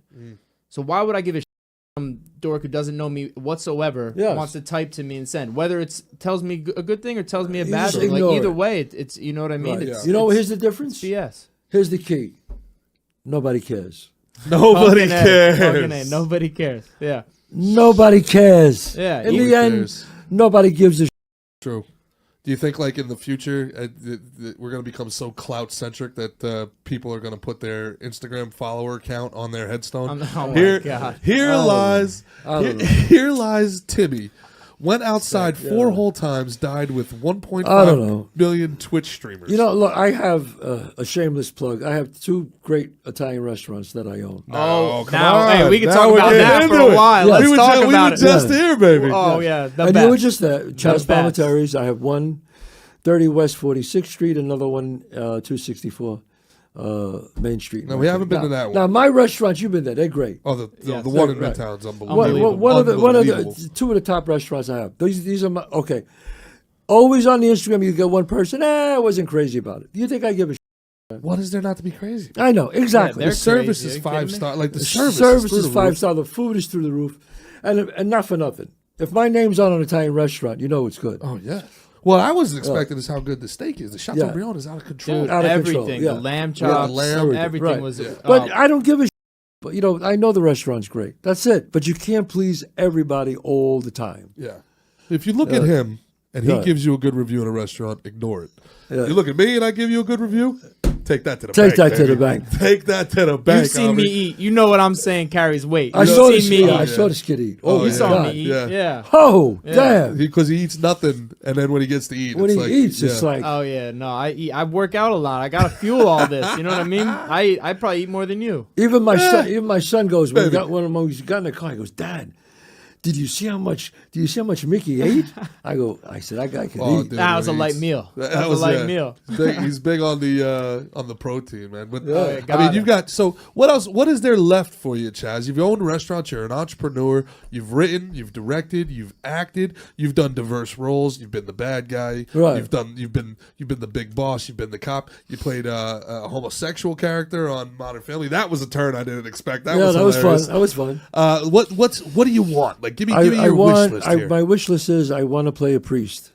Is that right? Yeah, I want to play a priest really bad. I think I'm going to have to write it myself. I want to be a priest. Interesting. I always wanted to play a priest. A period piece, or it doesn't have to be. It doesn't have to be. I like to play a priest who's a renegade priest who has a parish in the South Bronx or something. Really? And he's so an agent of social change, or he's like a tough guy, but he believes very much in God, and he's kind of like stuck between the love of God and the love and who he was when he was younger. You know, I've always wanted to play. Now, is there a way that we can take the two and put them together? You wanted to play a fantasy character, and you want to play a priest. Maybe this priest hunts vampires at night, or. Hey, forget everything I said about his good ideas, all right? Forget everything I said about all the brilliant ideas he had. Just go back to my food review. Just go back to my food review. No, I always wanted to, I like writing. I'm writing another play right now for Broadway for me and Giancarlo Esposito, who's a great actor. Yeah. And I'm hoping that gets there. We'll see. And I'm going to write another musical, so we'll see. Dude. Amazing. Can't wait to see him. First, we can't wait to see you live. You're going to see me live. January 29th. The 29th. January 29th, Paramount Theater in Huntington. Be there. We're filming the show. If you want to go to my Instagram, Chaz Palminteri, or go to my site, chazpalminteri.net. Absolutely. That's when my whole schedule for the whole year is on. I'm doing another national tour this year in between the TV show and everything else, Gravesend. So it should be good. That's phenomenal. Life is good, bro. Life's good, Chaz. Life is good. You made it happen. You made it happen, Chaz. You make it happen by working very hard, showing up, and doing the right thing. You know, you got to do the right thing, man. If you don't do the right thing, life is like dominoes. You know, it's all dominoes. Your next decision is your most important. Your next move is your most important. If you make the wrong move, the dominoes go boop, boop, boop, boop, boop. You ever show up late for work? You show up late for work. You're rushing in the car. Oh, rushing. You go through a lot. You get a speeding ticket. Finally, you get to work. Your boss is pissed off at you. You argue with him. Now you're f***ed up. You get home. You're upset. You eat something.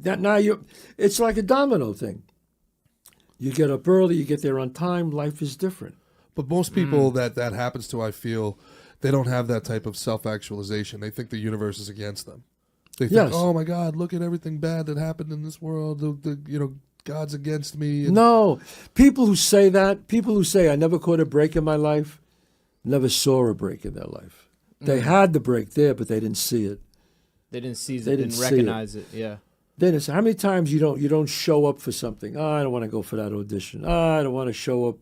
That job, I'm never going to get that job. It's a self-prophecy. Fortune favors the bold. You got to be bold and go out there and put yourself out there. Show up. Like you're saying. Look, and not to get philosophical here. We are made out of the same matter that the universe is made out of. All stardust, baby. So don't you feel that it's all connected? I do. 100%. It's all connected. Yeah. So the more you are in touch with the universe and being happy. See, okay, let me sum it up. This is when you're tight, you're like this, and the universe bounces off you. All good things happen to you, but they bounce off. You can't see it. You can't see it. As soon as you go like this and you open up, the universe goes right. You draw it. You ever notice when you break up with your girlfriend or a girl breaks up with a guy? When a woman breaks up with a guy, and then you talk to her, she goes, I can't meet a guy, I don't know what it is. She's so depressed over the breakup. As soon as she meets another guy and falls in love, every guy wants to sleep with her. Every guy. Am I right? As soon as you're happy, and you're in love with a girl, or she's in love with a guy, every guy is hitting on you. Every girl is hitting on you. Why? Sure. The reason why? Because they want to be in that glow. You think that energy is like, oh my God, I got to meet her. But as soon as you get these women and men, I can never find a girl. I give up with love. Who the fuck wants to be around that? I agree. Nobody. I agree with you 1,000%. But also, as someone that struggled with depression too, like, how do you get through? Like, especially in our industry with no. Like, how do you? After a while, those no's start. They it's almost like you were talking about with the comments, right? No, there's 1,000 yeses, and then the no just sits on you. I can every make no, every you know no, what I every told. no. You know what I teach a class in college. I do a master class in college. I teach. Great question. And somebody just said that to me. They just said, Chaz, how do you deal with the no's? The no's. How do you deal with the no's? Okay, I can make you feel better right now. The next time you hear the word no. Go ahead. Right now, if I told you. Yeah. 76 no's you're going to get, but the 77th one is going to be a yes. Yeah. How would you feel about the next no you get? Get me one step closer to the yes. That's it. If I was able to maintain that mind frame. So okay, I got 10 no's. Great. I only got 67 more to go. That's the way you would feel. Mm-hmm. You would feel closer to your dream. Good perspective. So that's the mindset that you got to have. Okay, I kept saying I'm going to make it. When I was broke, I'm going to make it. Yeah. I know I'm going to make it. And I was always happy for other people's success, always. Because who wants to be tight when you're this? Sure. Okay? I was always happy. And sooner or later, I knew it was going to happen. Some people look at the world like it has 6 slices.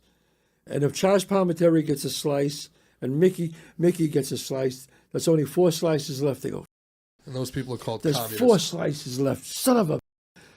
I look at the world like it's got 6 billion slices. Mm-hmm. There's room for everybody. Abundance. 100%. Yeah, the abundance mindset versus the... What is that? What is the opposite of that?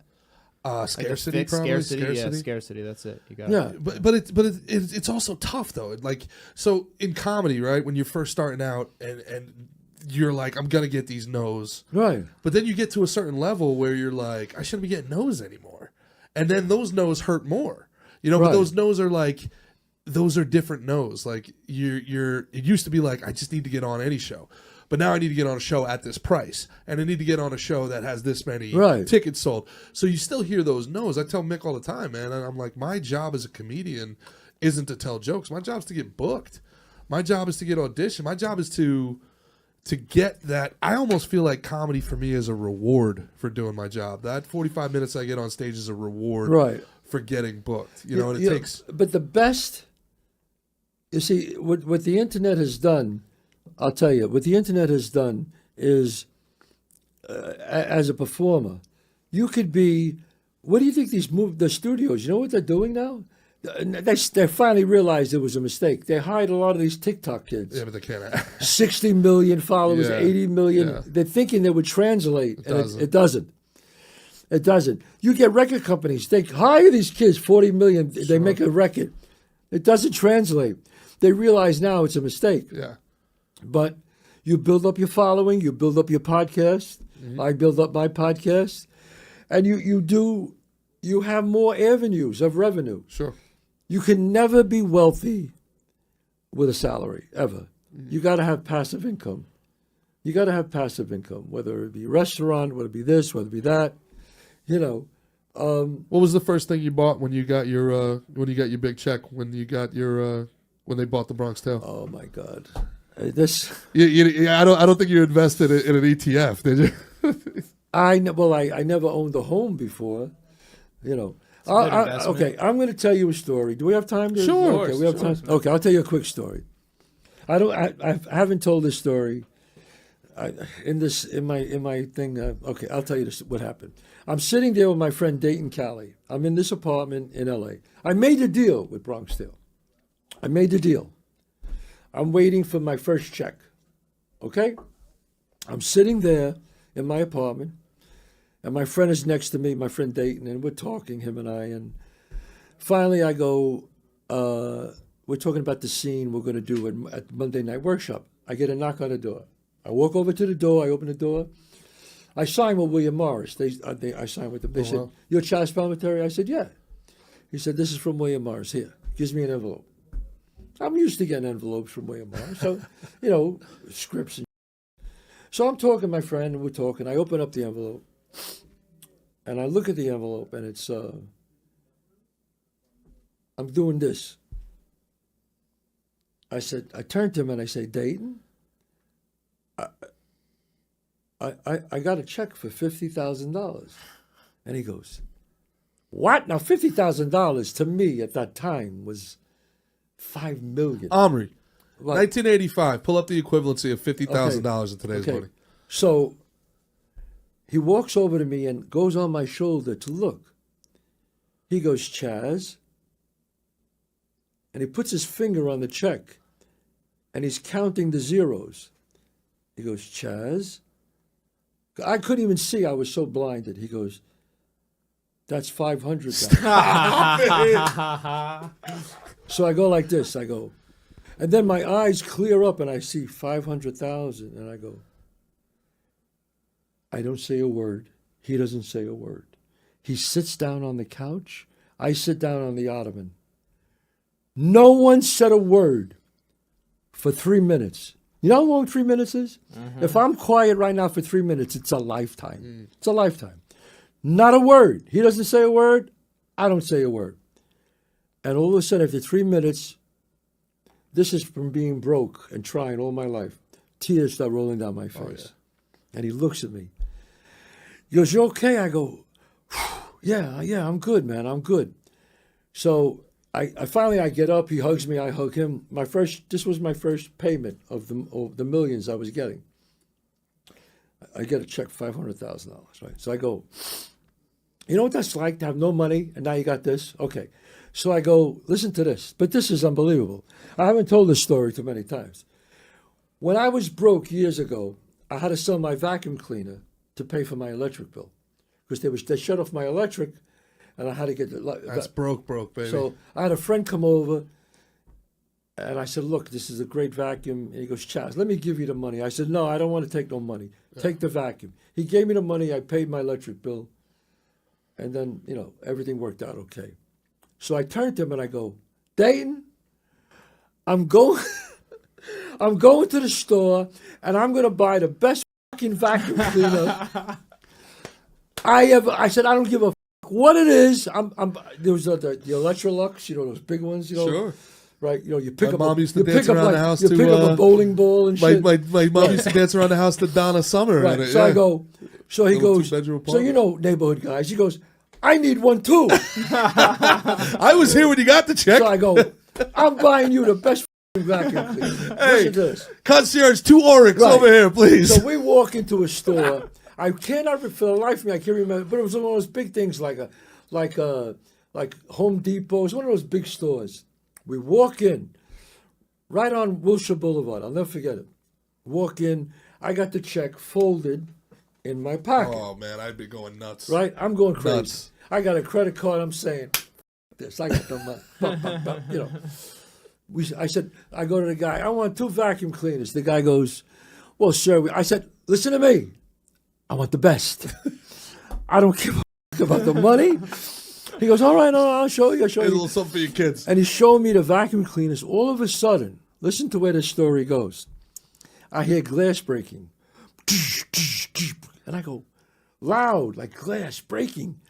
And I hear somebody yelling. I go, what the fuck? So it was around the aisle, right? So I walk around the aisle, and there's like 3 guys with ski masks on. A guy puts a gun in my face and says, eat the floor. What happened was 2 guys were breaking this thing where the jewelry was, and 1 guy was holding everybody at bay with a gun. And I just happened to walk right around the thing. You've got to be kidding. Me and Dayton, my hand to With God. $500,000 in his pocket. Listen to this. So me and Dayton hit the ground. We're laying on the floor with everybody else, right? He's going, eat the floor. I'm thinking about eating the check. Right? So I'm laying there on the floor, and we're laying like this. His head is here. My head is here. We're looking at each other. And I see this guy walking around with a gun, and I hear the alarm going off. So in my mind, I'm going, the street. I'm going, wait a minute. Alarm, cops coming, hostage. No way. So I turn to him and I go, Dayton, I'm not dying now. Not now, right? We crawl around the aisle, him and I. When the guy's going the other way, we sneak around the aisle, and we're crawling, and we're running towards the emergency door. We run to the emergency door. There was 2 of these old women who were like catatonic. I grab one, he grabs the other. We kick the door open. I take one out, he takes the other out. You saved the ladies on top of it. Well, I don't know if we did, but they were way in the back of the store. They just were scared. And then we ran. But do you imagine? You've got to be kidding me. What the fuck? You imagine that? And we were laughing, and I said, do you imagine I could have died again from a fucking killing? Do you imagine it? But I'll never forget, because I'll never forget my mind. But I had the sense, okay, Chaz, just be cool. He pulled the gun on me, and I just went, whoa, okay, all right. I went, whoa. I just laid down on the floor. I remember he said, eat the floor, and I just laid down. And but anyway, that was my first thing I was going to buy was. I think the lesson of that story, Chaz, is if you have $500,000, get it made. No, but here's the best thing. Here's the best thing. The next day, I go to the bank. Okay, so I go to the bank the next day. That would have been the first thing I did with that check, bro. You walked Well, around no, it with was that check late. all It was day? late. It was late. So the next day, it was late. I got the check at 6, 7 at night. Wait, you said you were on Wilshire Boulevard when that place got broken into? Yes, it was on Wilshire. I forgot the shit. name of it. Because you were broke. You were living in the hood over there. Yeah, I was living, where I was living, Yeah. Hollywood Vine, Fuck. So then finally, the next day I go to the teller, and there was this really gorgeous girl there who was behind the counter. And I've been hitting on her for like 6 months, and she ain't giving me nothing. But why? Because every time I go there, I give her my unemployment check. So I was getting $127 a month unemployment. She knows too much. So she sees my unemployment check. She goes, right, I'm going to be with this loser. Right. So I say, hey, Judy something. I forgot her last name. So I said, hey, if she's watching, you, Judy. So she knows about that anyway. So so now I go up there. I go up there, and she's looking at me. I go, hey, how you doing? She goes, yeah, I'm good. She's doing good. Hi, how are you? Hi. So I go, yeah, I got my check, I give it to her. She goes like this. She goes,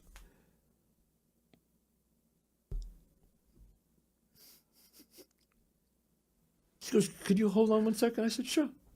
She goes, I see her talking to the people in the back, on the desk. Guy comes over, Mr. Palminteri, come. All of a sudden, they open up the thing. I go in the back. Judy, get him some coffee. Right? So now I go there, I deposit the $500,000. I'm talking to him, he's like, forget it, I was like a star. Yeah. Okay? So I'm leaving. So she goes, hey, Chaz, it's good seeing you. Now she's saying goodbye to me. I go, hey, good seeing you. I'm really nice. Sure. What's your name again? Really nice. So next week goes by. I get another $500,000. This is a good 2 weeks, bro. This is a solid month. Story. For context, guys, that's $1.4 million in today's money. What is? $500,000. In today's money? $1.4 million. So my guy got 2.5 in 2 weeks? Well, solid. 2.8. $3 million. Yeah. So I go back there, and I go, hey, how you doing? She goes, hey, how are you? I go, fine. She sweetened up real fast. Right? Huh? I give her the check. She goes, oh. She's like, she don't even know how to talk. Starts popping buttons open. It's getting hot in here, Chaz. But here's the way I was. I never said nothing to her.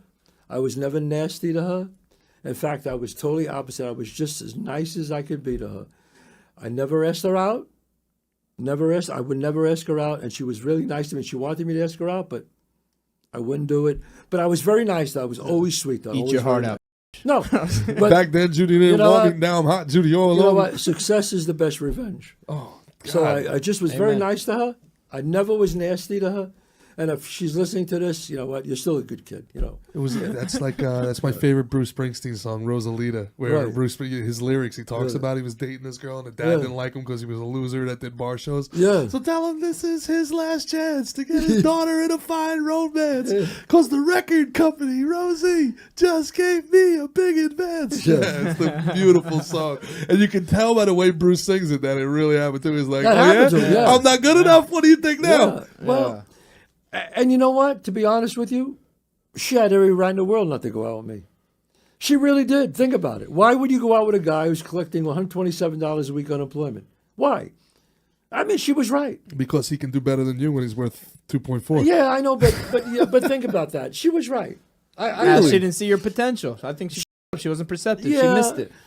Yeah, you know, but I went out with girls when I was broke. I went out with a lot of girls when I was broke. I always had a good rap, and you know, but. No, she was a girl who just said, you know what? I don't want to be involved with a guy. Don't forget, I was not a kid now. Sure. You know, I was 38 years old. How did your life change once you had that financial stability? I was, look, here's the deal with money. Money makes good people better and bad people worse. That's the way it is. Amen. Okay? Yep. If you're a good person, you'll be a good person. If you're an asshole, what money does is just make you a bigger asshole. That's all it does. That's it. I always treated people the right way. I was always nice to everybody. I was always a gentleman. I never treated women badly. I was always just I was a good person, you know. And that was my father. What did I tell you? Do the right thing. Do the right thing, son. And that's the way my children are. Do the right thing. You know. But my wife is the same way. Do the right thing. You treat people the right way. You know. I don't know. I've seen what money can do to people. And people go, man, do you see this guy? He became famous. He became an asshole. I said, nah, not really. He just became a famous asshole. He was always an asshole. He was always an asshole, you know. Yeah. Well, the maturity does matter, though, too, because I talk to Mick all the time. I was like, if I moved to Miami when I was 22, I'd be dead. Yeah, I had to come to Miami. No question. You know? I think if I was 22 when this happened to me, it might have been a different story. Don't get me wrong, but I was 38 at the time. Mm-hmm. So I was a man. You'd been through it, yeah. I've been through it. You know, so I've been through being broke. Was there a certain level of like imposter syndrome you had to go through where you like, this is going to get taken away, that this is only temporary? No. Yeah. No, never. I always felt I deserved to be here. I still do. I'm gifted. Yeah. No argument here. No, I mean, no. I don't care what anybody. When I say that, I don't give a shit. He says you're an asshole for thinking that. No. I'm gifted. I'm gifted as an actor and I'm gifted as a writer. I believe that in my heart. Well, there's empirical evidence to prove you right. Well, it's easy to say it now, but having that conviction before the success is what's that. But I had that conviction before. I believe it. Money and fame doesn't make you feel successful. You have to feel successful before that. Mm-hmm. If that just if the same money thing you're saying with the universe. Yes. You know, if you believe that beforehand, then you're going to attract that, and that's what I always get asked that question when I was when I made it. After I made it, I would get interviews and go, "Did you ever feel like quitting? Were you ever going to quit?" And I said, "No." Did you ever think you were not going to make it? I said, "No." Yeah. Well, how could you feel that way? Yeah. I don't know.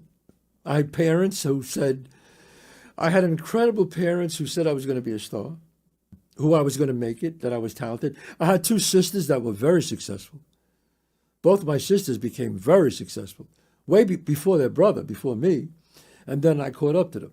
You know, but I had parents who always said, "You're going to be somebody. You're going to be great. You have talent." And I know we're on for a while here, but I'll give you a story that my parents did to show you what kind of parents I had. When I was a young actor, when I was boxing, when I was a bouncer, you know, at 1982, the Limelight. Okay, it was a nightclub. Amen. You guys remember the Limelight? Yeah. Is that where you was that you and I read somewhere you and Dolph Lundgren bounced together? Dolph was after me. Okay. We never. I think we bounced a week together. Then I left. But I was working at the Limelight in 1982. It just opened. Which, before you get into it, Mickey's never bounced. Oddly enough, the professional fighter. Yeah. I tell people all the time. I did it for a long time. Worst job I ever. Worst job in the world. It's the worst job. It's a fun job. You meet a lot of girls. You have a lot of fun. For the first month. Yeah. See, now you won't want to bounce now. Back then, when I bounced, it was great. You didn't get shot. You know, it was nice. Too many it was cameras fun. nowadays. Too many cameras. Too many cameras. Yeah.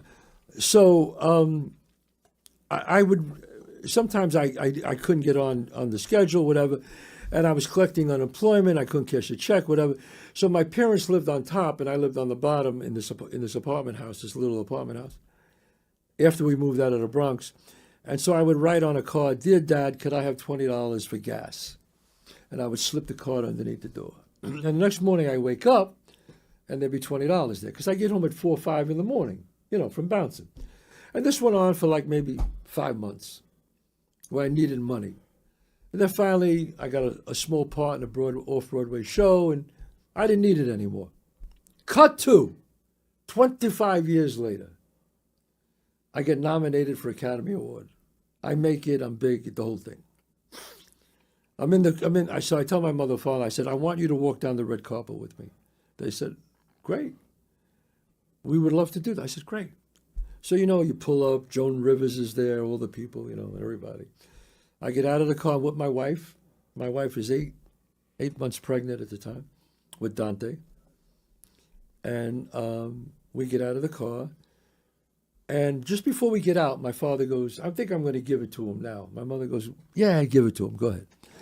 My father puts his hand in his pocket, takes out this envelope with all these stack of cards about this thick, and he gives it to me. I said, "What's this?" He goes, "Just look at what it is." We open it up, we look at it. And the cards are all $20, $10, $30 of me asking for money. And I said, "What? You saved these cards?" And he said, "Yeah, me and your mother saved them because we knew this day was going to happen." Wow. And we figured we would give them to you when it happened. Now think about that. How could parents... It's love. How could parents get cards from their son and say, "Let's save them because when he's a big star and he gets nominated for Academy Award, we're going to give it to him"? Wow. Where in God's name do you have that kind of faith in a child? That's why I never gave up. That's why. Tremendous. Well, there's not much to say after that. Are you crying? That choked me up a little bit. That's solid. That's true. That's a true story. I think my dad, beautiful. as much as I love my father, he'd be like, "Congratulations, son. You owe me $1,800." Chaz, you're the definition of class, my brother. Thanks, you're a man. legend. You are an absolute legend. Thanks Thank for you. having me on the show. Thank you. Don't forget, tell people they want to hear more stories, go to my podcast. Absolutely. Yes, the Chaz Palminteri show. Go to my ChazPalminteri.net. Yes. Omri, we got to put together, he gave us so many gems. We got to put together Chaz's top 10 rules for life from this episode for him. That's got to be a short clip, man. Oh, I got plans. Don't worry. Oh, this is phenomenal, man. From I got to wrap her up here from the wonderful Gas Digital Network studios here in New York, New York. You can check us out at gasdigital.com. We are every Monday and Friday at 1 p.m. I am Gerard Michaels. That is Mickey Gall. This was Chaz Palminteri, my favorite episode we've ever done. If you made it all the way through to the end, you're blessed. You're welcome. You're welcome. All right, guys. We'll see you next week. God bless. Peace.